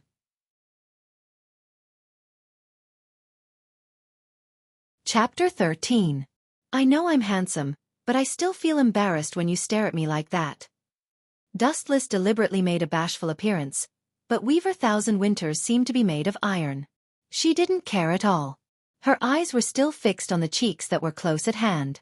She knew that her carelessness could lead to Summer of Weaving's crushing defeat. You're the ones who tricked me first, so I won't hold back anymore. Wu Chen looked at Wuxia with a dim light in his eyes. His eyes blinked slightly. Bang! There was a muffled explosion, and Uchiha, who was flying in the air, was sent flying. It was as if he had been hit by something, and his body fell to the ground. Good chance. Cecilia was stunned for a moment, then opened fire. Countless bullets rained down from the void, all of them aimed at Summer of the Vega. What was that just now? I'm not sure. Was it a mechanical failure? It's possible. Didn't I tell you before that Summer of Weaving's white style is a defective product? The spectating students were puzzled. They couldn't figure out why Summer of Weaving was suddenly sent flying. Most of them thought that it was a mechanical failure. Empress Weaver naturally noticed this as well. She turned to stare at Empress Weaver with a gloomy expression. What was going on? Although the white style did have flaws, it was such a coincidence that an accident happened at this time. Vega Thousand Winter found it hard to accept. He looked at Wu Chen again. This guy was smiling with his eyes half squinted. He crossed his legs in a sloppy manner, and his expression was full of ridicule. You didn't do it, did you? Vega Thousand Winter stared at Dustless like she was interrogating a criminal. Ha! Dustless put on an innocent expression. You've been staring at me, haven't you? I didn't do anything. Seems like it. Vega Thousand Winter nodded thoughtfully, then snorted. Although she was worried, she didn't panic. Don't think you can beat Summer like this. Boom boom boom. A large number of missiles exploded around First Summer Weaver spot, and black smoke rose into the sky. Many students were extremely worried. Although this was a simulation, a duel was still a duel. Accidents could happen from time to time. What if, however, when the choking black smoke dissipated, everyone finally understood that their worries were unnecessary? Looking closely, Summer of the Weaving Patch had activated a protective barrier, isolating him from the sea of flames. He was safe and sound. You'll never be able to hurt me with something like that, Weaver Summer said in high spirits, as if he had already won. I didn't know there was such a thing. Looks like you guys have already upgraded the white form. You were just waiting for me to fall into your trap. Dustless glanced at Vega Thousand Winter out of the corner of his eye. No wonder she was so calm earlier. But Dustless's eyes silently blinked again, and the sturdy barrier immediately began to emit cracking sounds. Why is this happening? Summer-Spotted Weaver was dumbfounded. He stared blankly at the shattered barrier in front of him. One crack after another was clearly visible. Impossible! That kind of attack couldn't have broken the white form's defense. Vega Thousand Winter stood up, agitated. Her beautiful eyes widened, almost falling out of their sockets. She couldn't hide her shock. Heh. Facts speak louder than words. If you agree to a bet, you must accept your loss, little Thousand Winter. Dustless smiled wretchedly. A loss is a loss. Don't deny it. Oh, and don't forget your promise. It must have been you. Dustless remained silent. Vega Thousand Winter's cold gaze swept over him. You must have used some kind of trick, she said with great certainty. Catch the thief with the dirt. If there's evidence, I'm willing to admit my guilt. I'm a man of my word. Dustless blinked, then said righteously, if you find evidence of me cheating, do as you please. Boom, boom, boom. At the same time, Cecilia fired out a few more missiles, all of which exploded around Sasa Uchiha, and the cracked rain shield was instantly torn apart. My hand. Amidst the gunfire, Summer of the Vega's scream could be heard. It sounded like he was in extreme pain. Still not admitting defeat? Does that kid want to die? Dustless's brows twitched. Through the thick black smoke, he could see Summer of the Weaving Patch's right hand was burning red. He has a reason why he can't lose. Vega Thousand Winter gritted her teeth. Ridiculous. Daring to trick me, that's how it's going to end. Dustless snorted, his face expressionless. He had no sympathy for Summer of the Weaving Patch. The kid usually looked naive and childish, but he was extremely cunning. He had deliberately let him see the white form. At that time, the white form looked ordinary. If they fought, Cecilia would have won. But that wasn't the case. The kid's white form had been secretly upgraded. It was all premeditated. Whoosh whoosh whoosh. Right at this moment, a sudden change occurred. A series of cannonballs rumbled from the distant horizon. An IS that had never been seen before barged into the simulation field. This is interesting. The troublemaker is here? Dustless's face turned cold as he stared at the incoming missiles. The target wasn't Cecilia or Summer of the Weaving Patch, it was himself. Buzz buzz buzz. Dustless's right foot suddenly glowed. He kicked out and a thick beam of light covered his right foot. Light speed kick.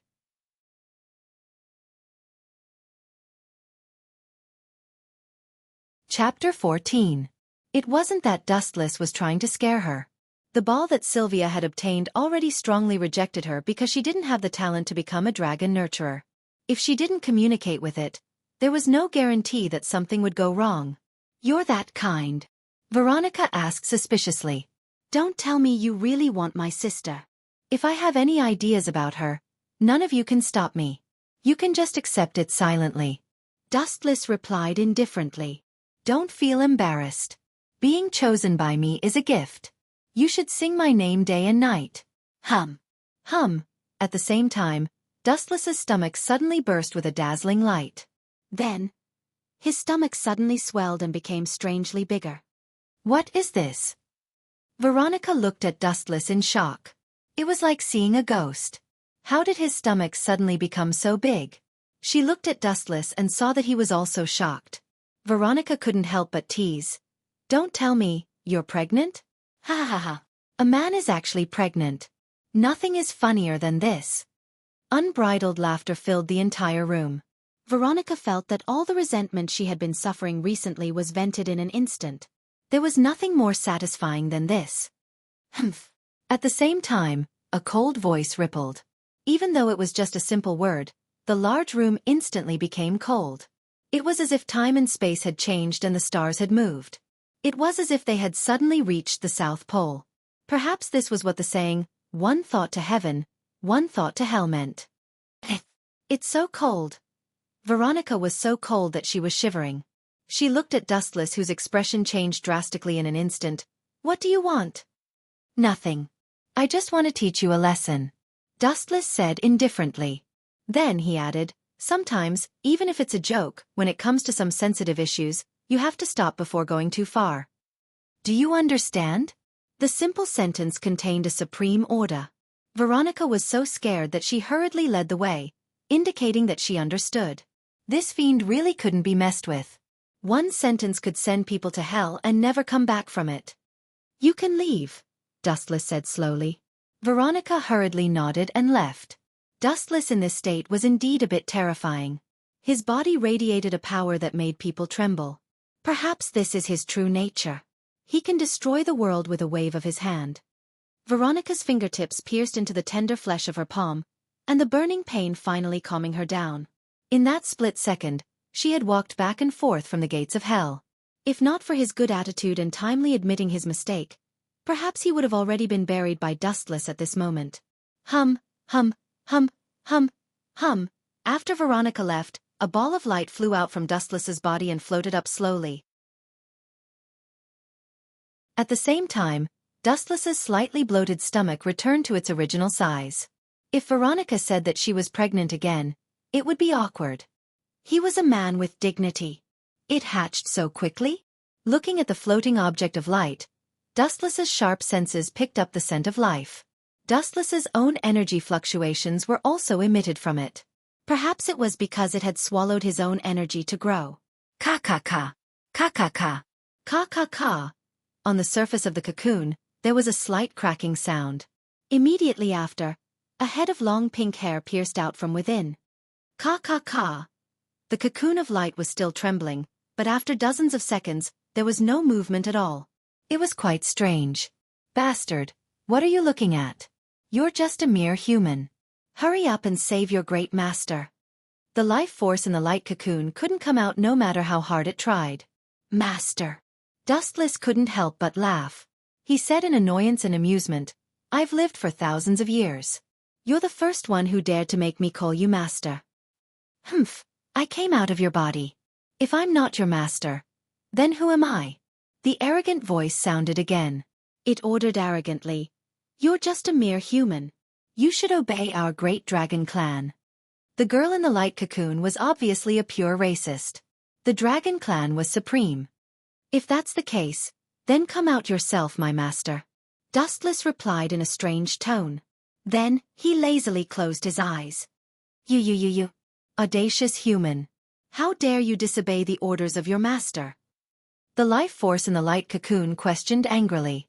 Dustless didn't bother to respond. The moment he heard the voice, Dustless knew who it was. His heart was as clear as a mirror. It was almost exactly the same as Nobby's voice. The only difference was that it was slightly younger. Therefore it was obvious who it was. Ike. It was Yaksu Blake's fall. However, he was now in Dustless's hands.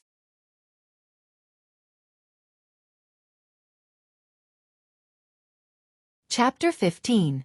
The night passed peacefully. The next morning, when Dustless went to class as usual, there was already a crowd outside the classroom. Out of curiosity, he walked over. After a few steps, he heard a thunderous roar. Kirin, you useless idiot. The ear-piercing roar could be heard from over 100 meters away. Wu Chen's face darkened. He knew it was Ding Qi Lin's uncle from the voice alone. Calling his own niece an idiot in front of so many people. Was this something that an elder could do? Useless trash. What's the point of teaming up with a brat like him? Koichiro spat while Kirin kept her head down. When he heard that Kota Kirin had decided to team up with Shasha Miyazaki for the Star Martial Arts Festival, Kota Koichiro was furious. If Shasha Miyazaki was one of the top 12, it would be fine, but Shasha Miyazaki was not on the list. Therefore, in his opinion, this was a stupid move. You incompetent little brat! Enraged, Koichiro raised his hand and looked at Kota Kirin as if she was his enemy. She closed her eyes in fear. You've got guts. An extremely cold voice came from the crowd. When it reached Koichiro's ears, he felt as if he was being stared at by the god of death. He immediately shuddered. Looking back, Kata Koichiro immediately saw Wu Chen. He snorted and said, I'm teaching my niece a lesson. What does that have to do with you? Your niece? Dustless sneered. Isn't it more appropriate to call her a prop? Kirin looked at Koichiro after hearing Dustless's words. Koichiro's face twitched. He didn't dare look at Kota Kirin in the eye. His gaze was erratic, giving off the feeling that he was guilty. "Kirin, let's go." Kata Koichiro coldly snorted and turned to leave. "But, Kirin, are you deaf?" Kata Koichiro turned his head and saw the young lady standing there motionlessly. He immediately reprimanded, "Or do you want me to invite you? Hurry up and disappear before I get angry. Otherwise, I might throw you out." Dustless suddenly interrupted. Koichiro shuddered. He was sure that this bastard would do as he said. "Don't you like to meddle in other people's business too much?" Kata Koichiro's old face was so gloomy that water was about to drip out. "Yeah, can you bite me?" Dustless smiled and asked. Hearing this, Kota Koichiro was so angry that his face flushed red. The blood in his lungs rolled, and he almost spat out a mouthful of blood. Since he couldn't beat them, what could Kata Koichiro do? Helplessly, he could only leave in a huff. There are some things that you need to judge based on your own subjective will. You don't have to pursue success. You just need to have a clear conscience and make sure that you won't regret it in the future. Wu Chen rubbed doubting Qilin's head and said slowly, "Go to class." "Thank you." Kirin looked at Dustless gratefully. Otherwise, she would have slapped him again. "It's nothing." Dustless smiled. He didn't care too much. A weak person like him wouldn't dare to take revenge even if he was given 100 guts. In a laboratory of the Alicante Research Institute, two young girls frowned as they stared at the scene on the screen, showing a cautious expression at the same time. "Inesta, where did this new teacher come from? I've never heard of him before. Where did Claudia Enfield find such a strong person?" A young girl with healthy wheat-colored skin and shoulder-length blonde hair asked. "I'm not sure. I've never heard of him either. But that's not important. Camilla, did you notice that the energy that kid is using is very strange? It doesn't seem to be astral energy." The beautiful girl called Inesta's eyes glowed as she muttered, "Hee hee, interesting, interesting." These two people were Inesta and Camilla from the Alicante Research Institute. Both of them were inextricably linked to the hiring of Silas Norman. "Looks like we'll have to adjust our mimicry to guard against this guy. If he participates in the Astral Warrior Festival, we'll lose miserably." Camilla was deep in thought. "It's useless." Inesta shook her head. "Do you think Aldi and Rimsey alone can beat that guy?" Camilla said unhappily. She felt that Inesta was overconfident. "That's not what I meant. Look at this data." Inesta suddenly pointed at the screen. A bunch of data appeared there. She explained solemnly, "It's not that I don't want to modify it. Even if we take out the perfect material to create the mimicry, we still won't be able to resist that guy's attack."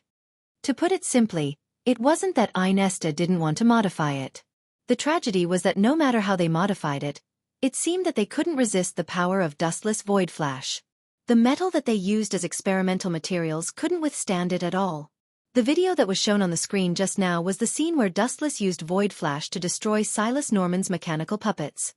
"Ladies, Claudia from the Starguide Academy is here," someone suddenly reported outside the lab. The two girls rubbed their heads. Although they were sure that the fact that they sent someone to ambush the Starguide Academy would be exposed sooner or later, it came too quickly. Especially when the target was Claudia, who was difficult to deal with and extremely cunning. P.S. 3,000 flowers plus updates, 3,000 rewards plus updates, 1,000 reviews plus updates, 500 automatic subscriptions plus updates.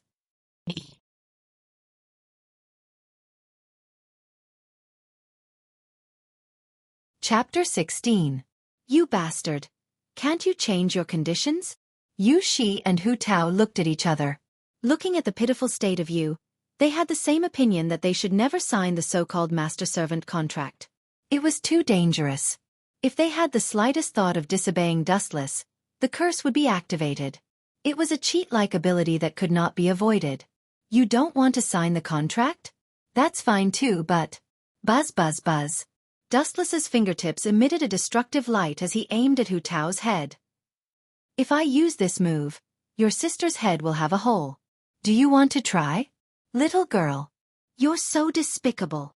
Yushi's cheeks twitched as she stared at Dustless furiously. Why didn't this guy have any morals and restraint as a strong person? He threatened her sister without saying anything. He was so shameless. What Dustless? Change his name to Shameless. It sounded more appropriate.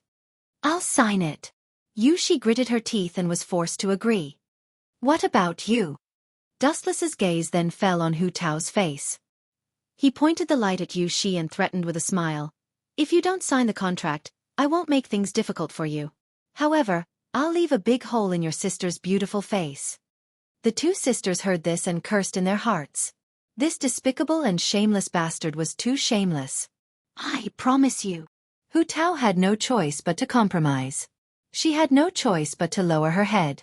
The two sisters had no choice but to follow Dustless's lead. In the end, with Wan Lia's help, Hu Tao and Yushi signed the master-servant contract and became Dustless's servants. From then on, Dustless lived an extremely corrupt life. Time flew by and in the blink of an eye, it was evening. At this moment, Dustless was wearing pajamas and lying lazily on the sofa. His head was resting on Hu Tao's ample cleavage. As for Yushi, she was in charge of massaging his legs. Her technique was perfect as if she had received professional training. Her sister Hu Tao was peeling fruits and feeding them to Dustless one by one. The three ladies were so angry that they gritted their teeth, but they could not do anything. Dustless's orders were like the orders of God to them. If they disobeyed even the slightest thought, the evil curse would be activated and they would suffer unspeakable suffering. Aya! It seems like we have guests. Wu Chen's squinted eyes suddenly opened and looked out of the window. He clearly felt a strange aura quietly approaching, and the hiding technique was very sophisticated. At first glance, he knew it belonged to the type of powerhouse. Wan Lia, go and welcome the guests outside. Remember to be polite to the ladies. Dustless glanced at Wan Lia and then leisurely closed his eyes. As for Wan Lia, she looked at Dustless suspiciously. Someone was here? She did not notice it at all and then nodded silently. Who is it? Could it be? Hu Tao and Yushi looked at each other. Their cheeks were filled with joy. Could it be that someone from the brave tribe had come to rescue them? Stop dreaming. No matter who it is, it can't be the hero tribe. Dustless bluntly attacked the two sisters and said coldly, that person should be a woman and she is extremely powerful. I don't think she is any weaker than Dong Cheng Sun. Does your brave tribe have someone like that? Hearing this, Hu Tao and Yushi were greatly disappointed. Their beautiful eyes were replaced by despair. That's not right. How did you know it was a woman? Zhao looked at Dustless in confusion. This guy had been training them the whole afternoon and did not go out. How did he know that the person who ambushed them was a woman? Humph, a group of little kids. You won't understand even if I tell you. It has something to do with personal experience. Dustless said very confidently, looking at the ceiling comfortably. I have been in contact with too many women in my life, more than the number of meals you have eaten, understand? I can tell a man or a woman just by intuition. You only know how to brag. Hu Tao snorted lightly, expressing 100% disbelief. Hearing this, Dustless smiled. He was fooling the three women, but the person who came was indeed a woman. Although observation hockey can't distinguish the appearance of a human, the difference between the figure of a man and a woman can still be felt. This person is a woman, and through the perception of observation hockey, Dustless also knows that her chest is very big, even bigger than Nere's Koto's.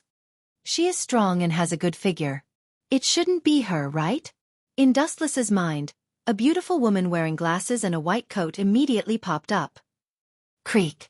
Outside the bedroom, suddenly there was the sound of high-heeled shoes twisting. Dustless, Hu Tao, Yuki, and Yuki all looked over. When they saw the person who came, both Yuki and Yuki were stunned and immediately exclaimed, Hasegawa-sensei? The person who was brought in by Wan Lia is the healthcare teacher of Yuki and Yuki's school, Hasegawa. Sure enough, it's her. Is she here for revenge? Dustless's eyes flashed and he closed his eyes again leisurely. I thought you would come in directly, but I didn't expect you to be so polite. Since you are not here to fight, sit down by yourself.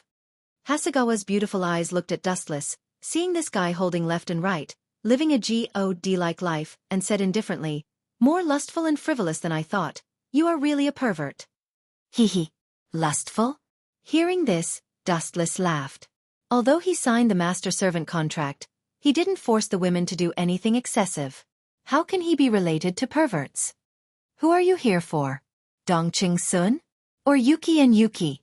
Dustless asked and didn't hide it, saying bluntly, "If it's for Dongqing Sun, then I'm sorry that kid is dead. If it's for Yuki and Yuki, I'm very sorry they are now my servants." As soon as his voice fell, Dustless felt an amazing hostility locked on him. Looking at the source, Hasegawa's beautiful eyes exuded a substantial chill, like a long knife stabbing at him. There was a light floating behind Hasegawa, and the terrible magic could even distort time and space. Even if there was no magic leakage, the whole house had begun to creak and could collapse at any time. So strong. Yuki and Yuki's faces changed greatly, looking at Hasegawa in fear. This female sensei, who had always been gentle, was definitely a ruthless character. Under the deterrence of this momentum, they felt that they could die at any time, as if there was a dangerous knife hanging on their necks, which could end them at any time. Only Dustless was unmoved. He looked at Hasegawa for a moment with no expression, and his dark eyes exuded an ominous feeling. The so-called god is only at this level? If you continue to behave atrociously, then I really can't forgive you. Then, Dustless broke out a more oppressive momentum, like a tsunami rushing to Hasegawa. Pucci! Hasegawa's face changed greatly. The moment she was covered by the supreme majesty, her internal organs trembled, almost crushing her. She couldn't help but spit out a mouthful of blood, and her face was as pale as paper.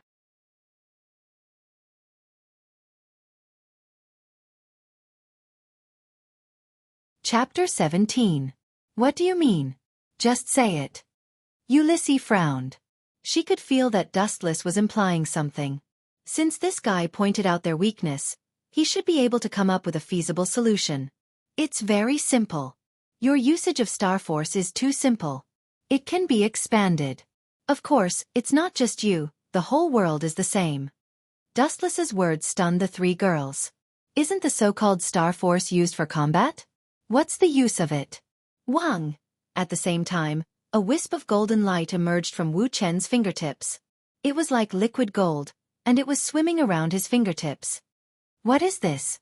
It doesn't look like Star Force. The three women exclaimed in unison. They looked at Wu Chen with eyes full of flowing lights. This guy was far more amazing than they had imagined. What they saw before was just the tip of the iceberg. This is chakra, Dustless said honestly. He looked at the three girls and slowly explained. Of course, you can also think of it as your own Star Force. Anyway, it has the same effect. Do you know that chakra has many uses? In addition to using ninjutsu, it can also stimulate the body and stimulate the cell activation. Your defense and speed will be greatly improved. The three girls were not stupid. Their eyes suddenly lit up. Dustless, Sensei is saying that Star Force can be used in this way? Among the three of them, the most excited one was Dang Qilin because she was the most embarrassed one. She didn't have her own Huang family armament and she had to rely on her excellent swordsmanship to win the battle. Her future achievements were pitiful. What Wu Chen said just now was equivalent to pointing out a great path to heaven for her. But can our Star Force really train the body like your chakra? Shasha Miyazaki looked at Dustless suspiciously. She felt that it was strange and unbelievable. Using the power of the stars to activate cells was something that had never been heard of before. It could be considered a fantasy. Of course. Dustless nodded. What he just said was actually the fourth Reikage's chakra mode. It wasn't groundless. No matter what kind of energy it is, there are many ways of using it that can be expanded. After saying that, Dustless's body emitted a blue light that twirled around his fingertips. The ocean-like color was dreamy and illusory. This is spiritual pressure. It can also train the body's cells, Dustless explained. These words made the three women happy. They looked at each other and the joy in their eyes was clearly visible. They looked at the person in front of them and felt that he was as unfathomable as the sea. They had to admit that Dustless had opened a brand new door for them. All right, you guys can go back and figure it out yourselves. That's all I can say. Dustless waved his hand and ordered them to leave. He didn't have anything like star power, so he could only enlighten the three of them. Qilin, stay. Dustless added. Her. Yulis and Shashagong Sha-Yi had a strange look on their faces. They exchanged glances with each other. Could it be that the two of them had an affair? I want to stay too, Yulis said stubbornly. Dustless rolled his eyes and asked snappily, You're staying? What's the matter? Can't I? Aren't you our teacher? If you want to teach, you should teach us together. Do you want to keep it to yourself? Euless looked at Dustless with burning eyes. Sha Gong Sha Yi also nodded lightly, as if she was determined to follow him. You two are really long-winded. Dustless didn't bother with the two and directly said to Kirin, don't worry about them. Come with me. Dustless promised to teach Kirin personally, so he wouldn't lie to him. I'm sorry, two senpais. Doubting Qilin bowed slightly to the two and then followed Dustless. These two bastards. Euless stomped her foot angrily. She looked at the two leaving and felt inexplicably unhappy. All this time, Euless had naively thought that Dustless cared about her. After all, he had saved her time and time again, so she had developed an indescribable dependence on Dustless. But today, she realized that in Dustless's heart, she was just an ordinary student. There was no difference. It was Wu Chen's duty to save Yuli's in the past. After all, as her mentor, Wu Chen couldn't just watch as his student was killed. Then, Senpai Dustless, won't the two senpais be angry? Kirin, who was weak and kind, asked worriedly. Angry? You think too much. That kid wanted to kill me before. Dustless shook his head indifferently. There was nothing between them. It was just an ordinary teacher-student relationship. Dustless then said to Kirin, show me your swordsmanship. Treat me as an enemy and attack me with all your might. After hearing Dustless's words, Kirin naturally didn't hold back. She unsheathed her tachi and attacked with an extremely tricky swordsmanship. Sky Mist Rindu had quietly left the Starguide Academy. Who wants to see me? I don't know anyone. Sky Mist Rhinesoul was wearing a thick robe, revealing only his face. His face was filled with endless doubt. He was sitting alone in a quiet coffee shop. He was surrounded by unfamiliar faces, and he didn't recognize any of them. Just yesterday, Sky Mist Rindu suddenly received a letter. There was no signature, only an invitation to meet him. At first, Sky Mist Rindu wanted to refuse, but in the end the letter said, if you want to know about your sister, Sky Mist Rindu. Sky Mist Rindu's heart was hooked by this sentence. That was why he sneaked out to meet the letter. I didn't expect you to be so punctual. A calm voice suddenly resounded in Sky Mist Rindu's ears. This voice was extremely calm, as if it had already expected that Sky Mist Rindu would show up. The voice was very calm and relaxed. P.S. 3,000 flowers plus updates, 3,000 rewards plus updates, 1,000 comments plus updates, 500 automatic subscriptions plus updates.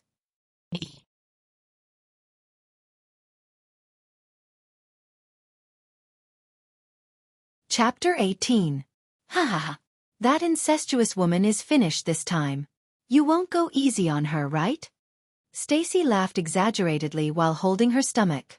She rolled around beside Dustless without a care for her image. Of course. Dustless answered with certainty. They were unrelated, so why would he go easy on her? Hee hee. When the time comes, you must do your best and teach that incestuous woman a lesson for me. Stacy winked at Dustless. She didn't even need to be told to massage Dustless's feet to relax. It wasn't hard to see that Stacy had a lot of resentment towards Black Iron Pearl. Are you hungry? Do you need this princess to personally cook some delicious food for you as a reward? Stacy's beautiful eyes flickered with a strange luster. Her delicate face was almost touching Dustless's face. A princess cooking for me. I really can't afford it. You don't have to be nosy. Go do what you need to do. I need to rest. Dustless waved his hand and ordered Stacy to leave. Then have a good rest. When night comes, this princess will let you taste my cooking.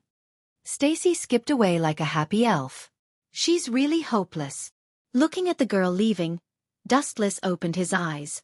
Just as he was about to fall asleep, his phone rang. Dustless couldn't help but look at it. It was a text message from the chairman. The content was very simple, asking to meet him. That woman. We just met. Why is she looking for me again? After complaining, Dustless put on his clothes, jumped out of the window, and went straight to the chairman's office. At this moment, there was a middle-aged man in a suit in the chairman's office. This person looked old-fashioned. His facial features were similar to Black Iron Pearl, but his temperament was much more mature. Just by sitting there, He didn't need to release his aura to make people feel a heavy pressure. This kind of person, at first glance, had been trained in a high position for a long time. He had a powerful aura. It was certain that this person was either rich or noble. Creak! The office door was gently pushed open, and Dustless walked in. He couldn't help but frown. Didn't that woman ask me to meet her? But he himself disappeared. Dustless was about to turn around and leave when the middle-aged man sitting on the sofa opened his mouth. "Young man, are you going to ignore me?" His voice was as calm as an ancient well, devoid of any emotion. "Young man?" Dustless glanced at this person from the corner of his eyes. After examining him for a moment, he said coldly, "No matter who you are, watch your tone." Wu Chen's real age was more than enough to be his ancestor. Sure enough, it's just as the chairman of Xingong Temple said. "You're unruly. Although you look frivolous on the surface, you're actually more arrogant than anyone else." The man in the suit on the sofa did not get angry. He introduced himself politely. "My name is Eben Yen. I'm Eben Yan's father." "I heard that you had some conflict with Eben Yen." "Sorry." Hearing this, Dustless's expression eased a little. He asked directly, "Did you ask the chairman to call me here? We don't seem to know each other, and to some extent, we're quasi-enemies." After all, Dustless didn't have a good relationship with Eben Yen and Eben Hui. "You're exaggerating. There's no such thing as an enemy." Eben Yen smiled and said rather gently, "I heard that your opponent tomorrow is Eben Yen." "That's right." Dustless nodded and then added, "If you want me to lose to her, then forget it." Hei Tian's expression froze. He took a deep breath and said, "To tell you the truth, I've always thought highly of Zhu Xian. If you eliminate her in the first round, wouldn't that mean that you can't accept it? Our Eben family is a famous family in Japan. If people know about it, we'll lose face. If you want to blame someone, you can only blame her bad luck." Dustless said coldly. He had already understood Eben Yan's intention. He probably wanted him to go easy on Eben Yen. It was a beautiful idea, but it was absolutely impossible. Because once Dustless went easy on Eben Yen, it meant that he would lose. Although Dustless didn't care about the final result, he wanted to crush Eben Hui's dignity in front of everyone. How could he lose to Eben Yen? Absolutely not. "I heard that you seem to have a grudge against Hui." Eben Yen looked at Dustless with burning eyes and suggested, "I have a suggestion. Why don't you listen to it? I can use my power to make Hui lose face and even be kicked out of this school. The premise is that you have to lose to Eben Yen and let her participate in the 7-Star Sword Dance Festival as the representative of Shattering Military Academy." Eben Yan's eyes were shining with a strange light, like the bright moon. It seemed that he was sure that Dustless would agree. Are you serious?" Dustless stared straight at Eben Yen. His tone was emotionless. "Of course I'm serious. Why don't I tell you directly? I've been making things difficult for Hui to graduate, but that kid's temper is too stubborn. He won't listen to me." Eben Yen said helplessly, "Although your conditions are very attractive, my answer is, stop dreaming." Dustless squeezed out a sneer and said disdainfully, "You think that without you I can't make him lose face? Hilarious. Do I need to cooperate with someone like you?" After that, Dustless left, leaving Eben Yen with a pale face. He clenched his fists. He didn't expect that Dustless would reject such a generous offer.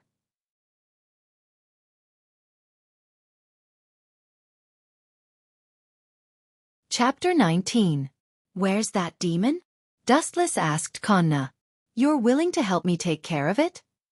Konna had an excited expression before she said in a troubled manner, "I don't know, but every time I sleep, he'll appear. How about I? Konna's face was currently red as she stuttered, as if she had something difficult to say. She was also embarrassed. "If you have something to say, just say it," Dustless said in an extremely magnanimous manner. "How about I sleep at your place tonight? Or, how about you sleep at my place?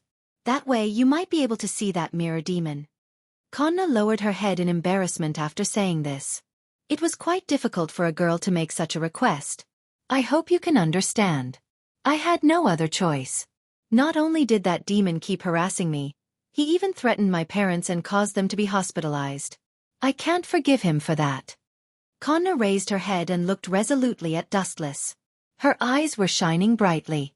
Even if she knew that she was dancing with the devil, she was still willing to give it a try. Your courage is commendable. You clearly know that we're all demons, yet you still dare to make such a request. Aren't you afraid that you're inviting a wolf into your home? No, you're currently in a wolf's den. We're all demons.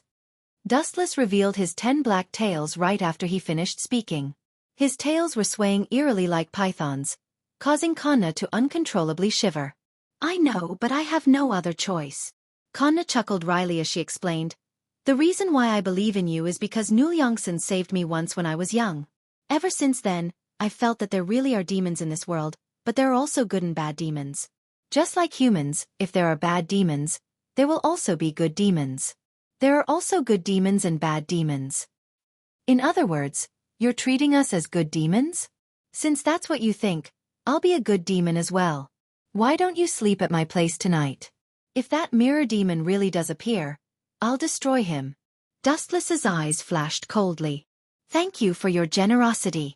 Hearing this, Parent Kanna repeatedly bowed to Dustless in thanks. She didn't need anyone else to be polite. She walked over to the bedroom next to the cherry blossom tree. After entering the room, the young girl looked around like a curious baby. She even calmly picked up some pastries in the room and began to eat them. These were all made by the Snow Maidens, and they were extremely delicious. Are all humans so bold these days? It's fine if she's not afraid when she's in a monster's house, but she's even eating that thing casually. Isn't she afraid that it's a pastry made from human brains? Dustless commented in confusion. He carefully observed Kanna's expression, which was natural and casual. She didn't seem afraid at all. Didn't she just say that she's treating us like good demons? This human girl is truly a strange one. The hairy prostitute blinked her beautiful eyes as she looked at Kanna's parents with interest. I hope it won't be too boring tonight. Dustless once again laid down on prostitute Mao's jade-like legs. It was still early, so he decided to take a nap. It's been so long. Why hasn't she come out yet? A petite girl had an anxious expression as she paced back and forth in front of Nulyong Group's main entrance. She was none other than Euro Hanacoin. After learning of Lu Xiong Nulyong's identity, she had been secretly observing Nulyong Group. In the process of doing so, she coincidentally saw Kanna enter Nulyong Group. She directly entered Nulyong Group, and Euro Hanacoin didn't even have a chance to stop her. That was because Nulyong Group was nearby. If Euro Hanacoin stood up at this time, the demons in Nulyong Group would know that someone was watching them, and she would be implicated. That was why Euro Hanacoin could only watch as Kanna entered Nulyong Group. I'll sneak in when it's dark. Euro Hanacoin secretly decided that Nulyong Group was heavily guarded right now. Sneaking in would be suicide. The wait was incredibly long. Euro Hanacoin snuck into Nulyong Group before it was even dark. She went door to door to search for Kanna's whereabouts. Could she have been eaten by one of those crazy demons? After searching for more than 1.5 hours, Euro Hanacoin was gradually getting impatient. She had searched most of the rooms, but there was no one there. There's only one room left. Euro Hanacoin was rather absent-minded as she looked at the closed sliding door next to the cherry blossom tree. She was quite familiar with that place. Last time, she met Dustless here. However, Euro Hanacoin found it difficult to accept that this gentleman who sometimes seemed like a scholar was actually a demon. It was highly likely that he was a high-level member of Nulyong Group. Let's go take a look. Euro Hanacoin quietly approached with light steps. She was as light as a dragonfly skimming the surface of the water, making it difficult for anyone to notice her. Asterisk knock knock knock. Asterisk Euro Hanacoin lightly knocked on the sliding door a few times.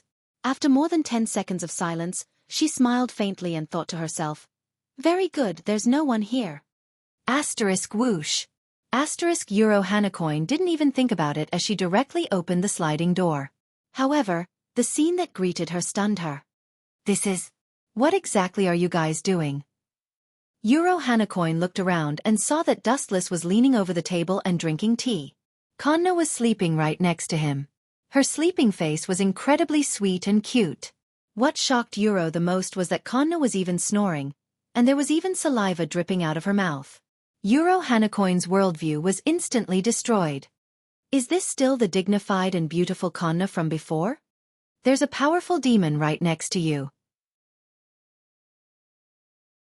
You're sleeping so soundly that you don't even know if you're going to be eaten. Euro, don't make such an exaggerated expression. The night is still young. Come sit down and drink some tea with me. Dustless pointed at the seat across from him and smiled faintly. His expression was calm, as if he was looking at one of his own.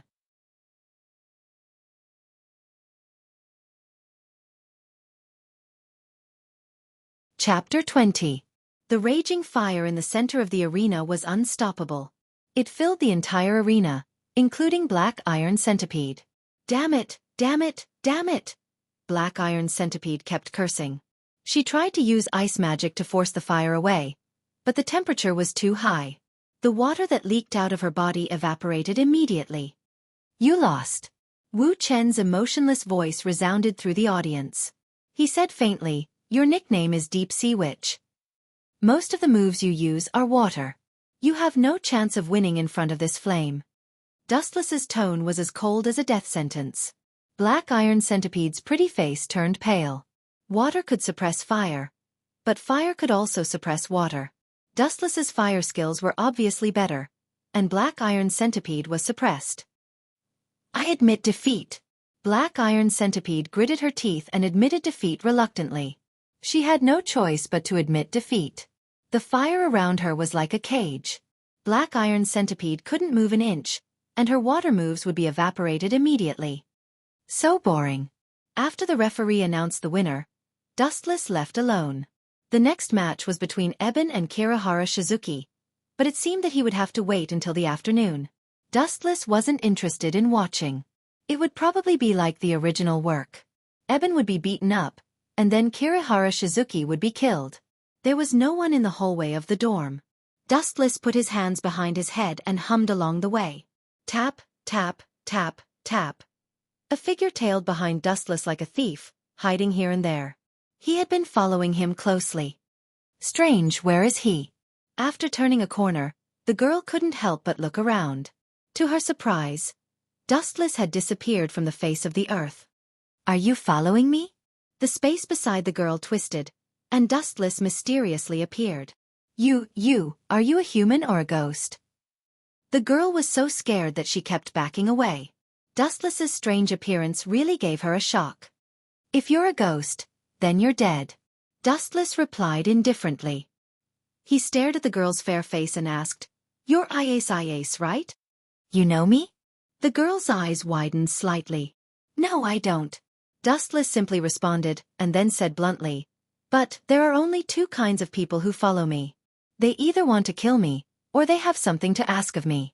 You should belong to the second kind, right? Ia's lips twitched when she heard this. Flames of anger flickered in her eyes. She gritted her teeth and suddenly knelt down. I hope you can help me. I am willing to give up everything for this. Why don't you get up first? A girl suddenly kneeling down. People might think I'm a bully.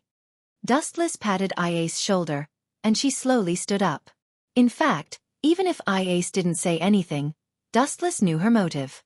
He asked, You want me to increase your strength, right? To be honest, I do have a way to increase your strength, but it won't do you any good. You're a genius in the way of the sword. As long as you practice diligently, you'll surpass your enemies sooner or later. But I can't wait anymore. Ia's face was full of despair. I want to stand out in this competition, but I can't do it with my strength. But I have no obligation to help you. Dustless shook his head and refused. He wasn't a bodhisattva. Ia was speechless. There was no such thing as a free lunch in the sky. She didn't have any power or influence, so there was nothing she could do with Dustless. I'll be yours from now on. As if she was really forced to a dead end, Ia's face was red as she threw caution to the wind. She nervously said, I'll promise you anything, including those perverted things. Perverted things? Do I look like the kind of person who can't satisfy his desires? Dustless touched his cheeks. His skin was white and lustrous, and he looked like a god. He didn't look like a perverted uncle at all. He immediately rolled his eyes and lightly scratched the girl's nose. Dustless knew about Ia's situation.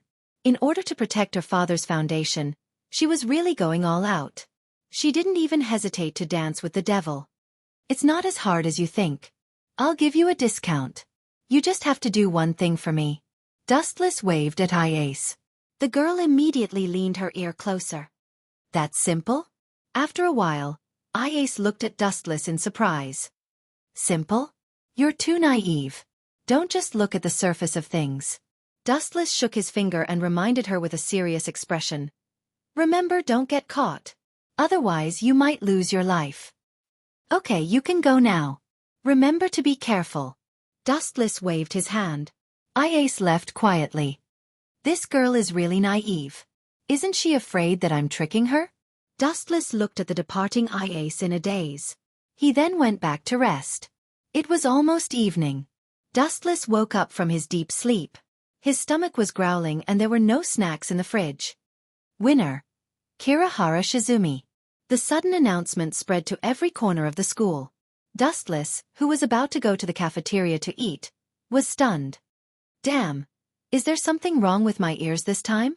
Kirihara Shizumi, that brat, won? That's not right. I remember that Ebony Chiro won. Dustless looked in the direction of the arena.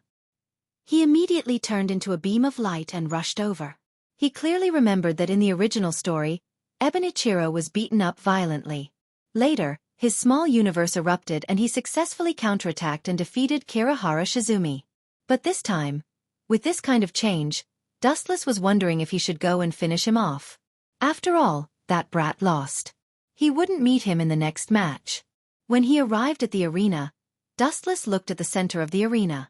There was a bloody corpse lying there. It was Ebonichiro. Dustless quickly spread his observation hockey. After a while he frowned. This brat's heartbeat was already gone. F***ck. I let you live because I wanted to ruin your reputation and then kill you. Now you're dead in advance. Dustless was on the verge of exploding. Looking at Kirihara Shizuki, who was flaunting his prowess in the field, he couldn't wait to give him a few slaps. P.S. 3,000 flowers plus updates, 3,000 rewards plus updates, 1,000 comments plus updates, 500 automatic subscriptions plus updates.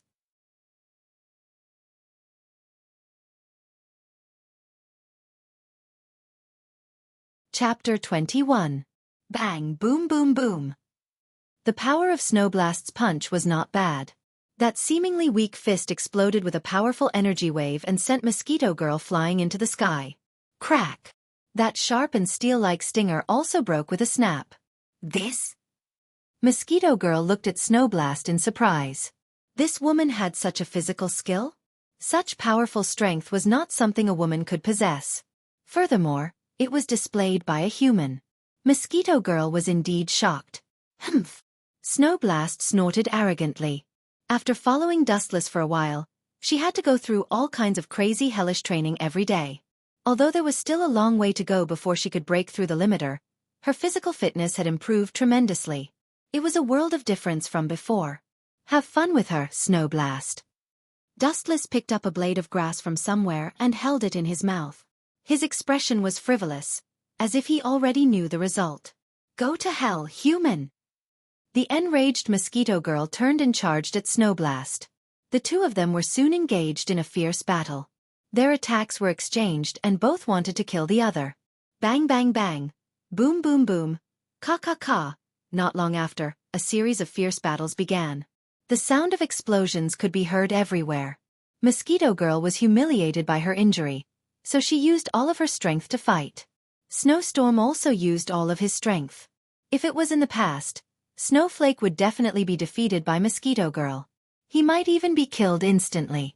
After all, Mosquito Girl's strength was not bad.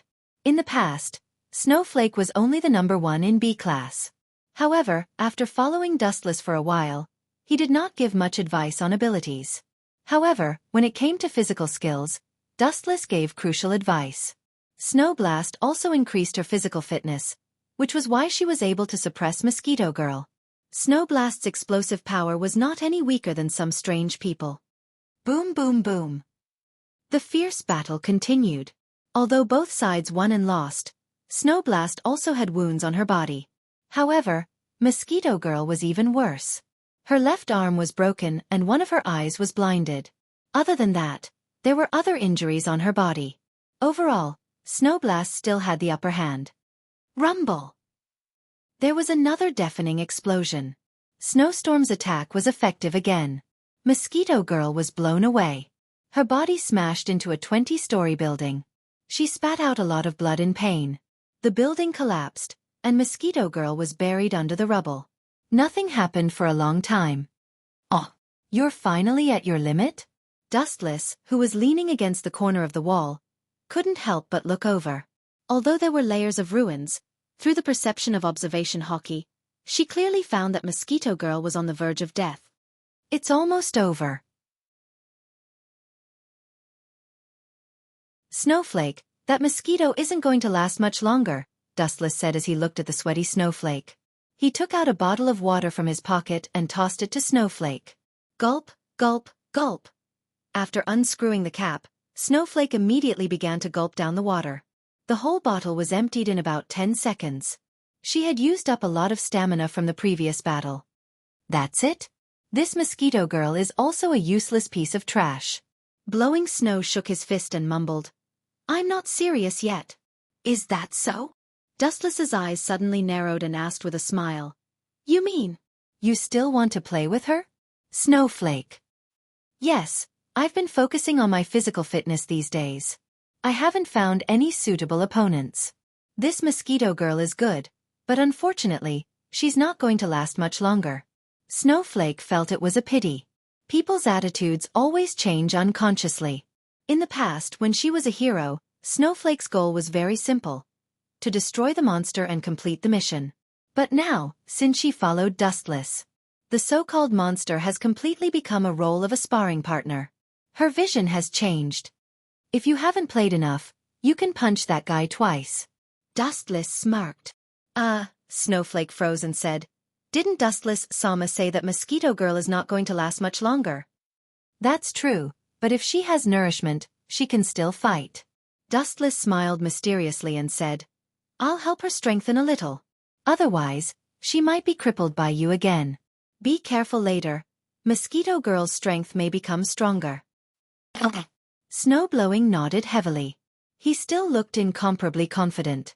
Wuxian had also said that only through continuous pressure, unceasingly squeezing out one's own potential and surpassing oneself, and overcoming countless difficulties, would one be able to break through the so-called limit.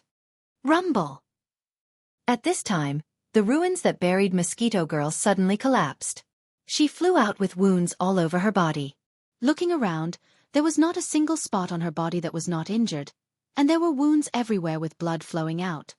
You bastard woman, I'm going to kill you! Mosquito Girl roared angrily.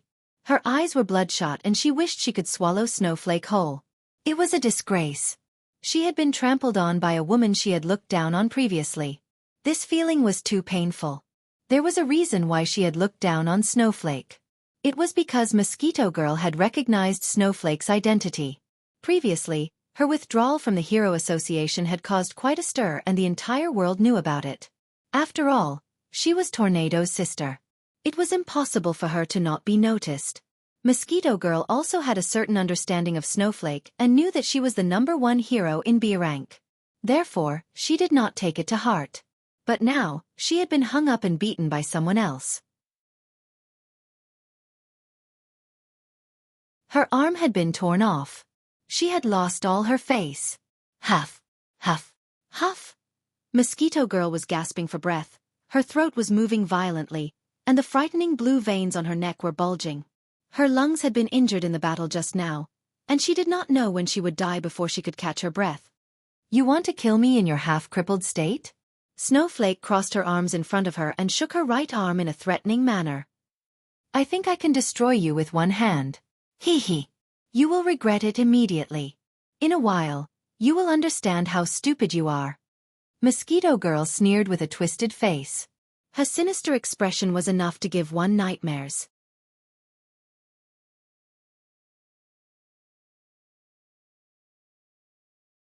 Chapter 22. A few years had passed, but Principal Margaret could still remember that the difference in strength between the students taught by Dustless and those who had never been taught was like heaven and earth. This was reflected vividly in Shatalisa. Jainisa, who was ranked second in the second year, had never been taught by Dustless. In the end, she was just a small fry who could be defeated in a single blow. "It's time to announce the winner," said Principal Margaret. Shatalisa was the only one left in the second year, so it went without saying who the final winner would be. About half an hour later, the competition was over. Shatalisa had just walked out of the venue when she ran into Dustless and Biolit, who had been waiting for her for a long time.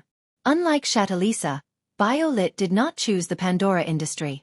Instead, he chose to take over the family business. In a short period of time, the Brigid family became a superpower in the world's business, infiltrating various businesses in various countries. "Sister? With brother?" Shatalisa noticed the two of them, and a warm smile bloomed on her cold face as she threw herself into Violet's arms. This scene stunned many people, and their eyes widened. When did the Queen of Exquisite Contact become so approachable? What a miracle! Didn't I say it before? How many times have I said it? You're not allowed to call me brother. Dustless flicked Shatalisa's forehead in annoyance. Because of his youthful appearance, he had always maintained the appearance of an 18-year-old to a 20-year-old, and Shatalisa had always treated him like an older brother. Hee hee. Shatalisa rubbed her head and giggled. She blinked her big eyes and said, "Am I supposed to call you old man?" "Forget it, up to you." Dustless could not be bothered to argue and said bluntly, "Speaking of which, do you feel any discomfort in your body?" Dustless's cells were not something that could be easily controlled. It was just like how only a few people could transplant Hashirama's cells. If there's a flaw, it's that it's too explosive. Sometimes I can't control that powerful force. As for its advantages, it has too many. The biggest advantage is that it almost never tires. I've tried not sleeping for several days and nights, and it still felt like nothing had happened. So you're experimenting on my cells. Dustless rolled his eyes. He was relieved to hear that there were no side effects.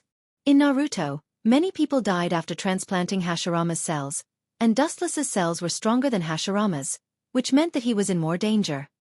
He was relieved to hear that Shataraza was fine. "This is a rare opportunity. Let's have a meal together. It's not easy to get into this school. I only managed to sneak in by pretending to be Dustless, Kuin's wife." Biolit complained with some dissatisfaction. Dean Margaret was unexpectedly strict. "Wife." Shataraza was stunned when she heard that. She stared at Biolit for a few seconds before saying nonchalantly, "That's not a good idea at all. It's best not to use it next time. It's too embarrassing to be exposed. After all, you are the head of Brigid's family." Aye. Is that really the case?" With a smirk on his face, Biolit narrowed his eyes. "I seem to smell something sour. Whose vinegar jar has been knocked over?" Hearing Violet's words, Shataraza was extremely embarrassed. She glared fiercely at Biolit and clenched her fists, clearly implying that she would beat him up if he dared to speak any more nonsense. "You dare to threaten your sister?" Violet's interest was piqued as he said with a smile, "Do you believe that I will? Sister Yi?" Before Biolit could finish, the sudden voice interrupted her with great surprise. "That name sounds familiar. Could it be that kid?" Dustless was also stunned. His gaze swept over the source of the commotion. When he saw the person with delicate features, he felt relieved. "It's indeed Kanzuya Aoki. Is this the guy that Grandpa wanted me to conquer? Is it because of the implantation of my sister's divine mark?" Kanzuya Aoki was stunned for a moment when he saw Shatalisa. Then, he began to think of a way to win her over. That's right. Kanzuya Aoki's mind flashed as he thought of a good way to get close to Shataraza. He leaped over. "Sister, I've missed you for a long time." This sudden scene made everyone stop in their tracks.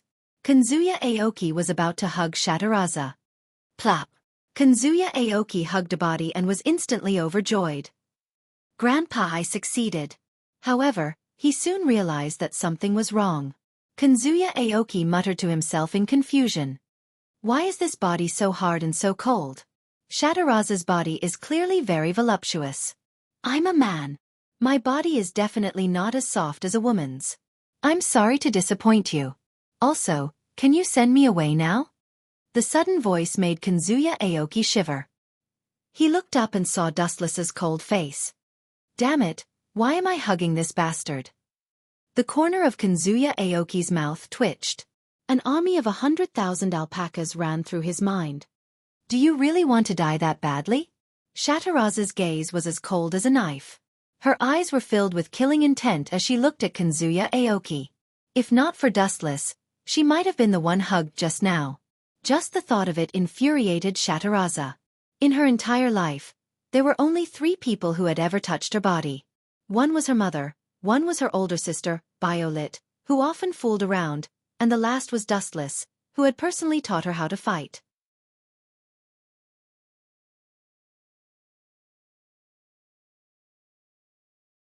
Chapter 23. Swoosh swoosh swoosh. Another sharp-piercing sound came from the front, only to see a large number of arrows coming from the front, wanting to completely obliterate Dustless. But Poochie! Poochie!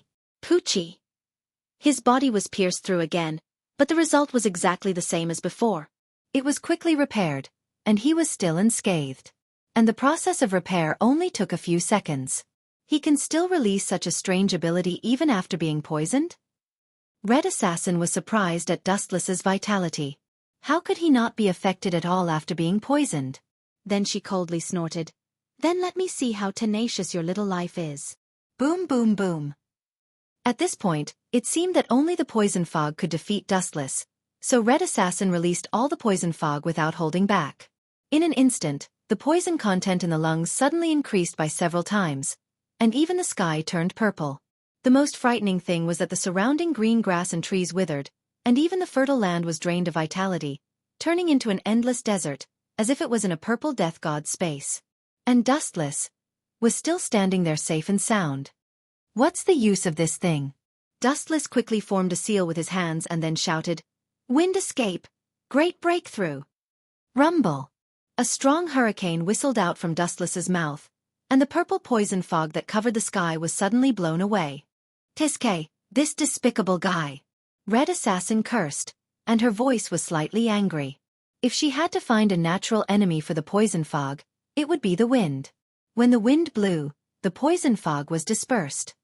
If I don't show some real ability, it's impossible to kill this guy. Red Assassin's beautiful eyes glanced at Red Archer, and still had that arrogant attitude. We'll have to fight with our lives on the line. You temporarily delay this guy. I need to prepare. Swoosh swoosh swoosh. After saying that, without waiting for Red Archer's decision, Red Assassin disappeared. This arrogant woman really thinks of herself as a queen. Archer's expression was unhappy, and his tone was also very unhappy. Listening to Assassin's tone, it was as if she was ordering him around like a subordinate. The Empress of Assyria is worrying too much. Dustless spoke with fervor and assurance. He said in a rather evil manner, This woman's personality is too arrogant. It should be very interesting to trample on this kind of woman's dignity. Do you think that if I let her use all her strength to unleash her ultimate move and then easily destroy it, would that woman's expression be very interesting? You! Archer's body trembled, and he felt an inexplicable chill. Was this guy looking forward to it? Even though she was repulsed by Assassin's arrogance that day, she understood that Assassin had the strength and capital to do so. Rumble! A large number of mud walls rose from the ground in all directions, forming a wall that was dozens of meters tall. Assassin then reinforced the wall with her own mana, forming a barrier. It could be said that the wall was impenetrable. Boom boom boom. Not long after, a large amount of thick purple fog drifted out from the sealed space. The smell was even stronger and more intense than the previous one. Dustless's expression did not change, and he was completely unaffected. He stood there calmly. But, cough cough cough. Red Archer coughed violently, and a few mouthfuls of bright red blood came out from her mouth. She almost roared. You insidious woman! Are you planning to kill me too? Red Archer trembled with anger. This woman was truly vicious. She even killed her own teammate? Isn't that normal? However, Wu Chen explained calmly. For her, you who know the truth seems to be a hindrance. She may even fight with her after the matter is over. So, it's better to find a chance to kill you too. If I'm dead, there's almost nothing in the black side's heroic spirit that can threaten her. The assistance of you heroic spirits is also insignificant. With Red Assassin's strength, she could almost wipe out everything. Assassin! Archer's angry voice echoed in the sealed space, and no one responded. The strong would only use their fists to crush everything as a response. Only the weak would moan for no reason. Archer! Assassin's mocking voice also rang out. She said slowly, I'm really sorry. There's only one Holy Grail, and too many heroic spirits will be a hindrance. It's better for some of them to die early, don't you think? Anyway, we'll still have to fight after defeating the black heroic spirits. Why don't you suffer a little and leave early? This bastard. Archer gritted his teeth. The humiliation of being betrayed was too humiliating for a heroic spirit. Farewell. In the sealed space, a mysterious magic circle appeared in the void. Not only was poisonous fog spewing out, but there were also terrifying howls. Come out, Batum. Let the enemy see your horror before they die. As soon as the red team assassin finished speaking, the shackles on the monster hidden in the magic array were removed, and it was completely released. A ferocious giant head rushed out of the magic circle surrounded by purple light. He opened his mouth, and a heart-wrenching sound spread out. So noisy. It's not like we're comparing whose voice is louder. Dustless picked his ears and looked up. For some reason, the monster only showed its head. Its huge body seemed to be hidden in the magic circle. However, even so, it was already very terrifying. This monster called Batum was a monster from Babylonian mythology. It was one of the 11 monsters created by Tiamat. Even Semiramis could not summon this monster in an instant. You're tuning in to the Xiaofan's Wuxia Tales YouTube channel. Don't forget to subscribe and join us on this journey to catch the most captivating stories.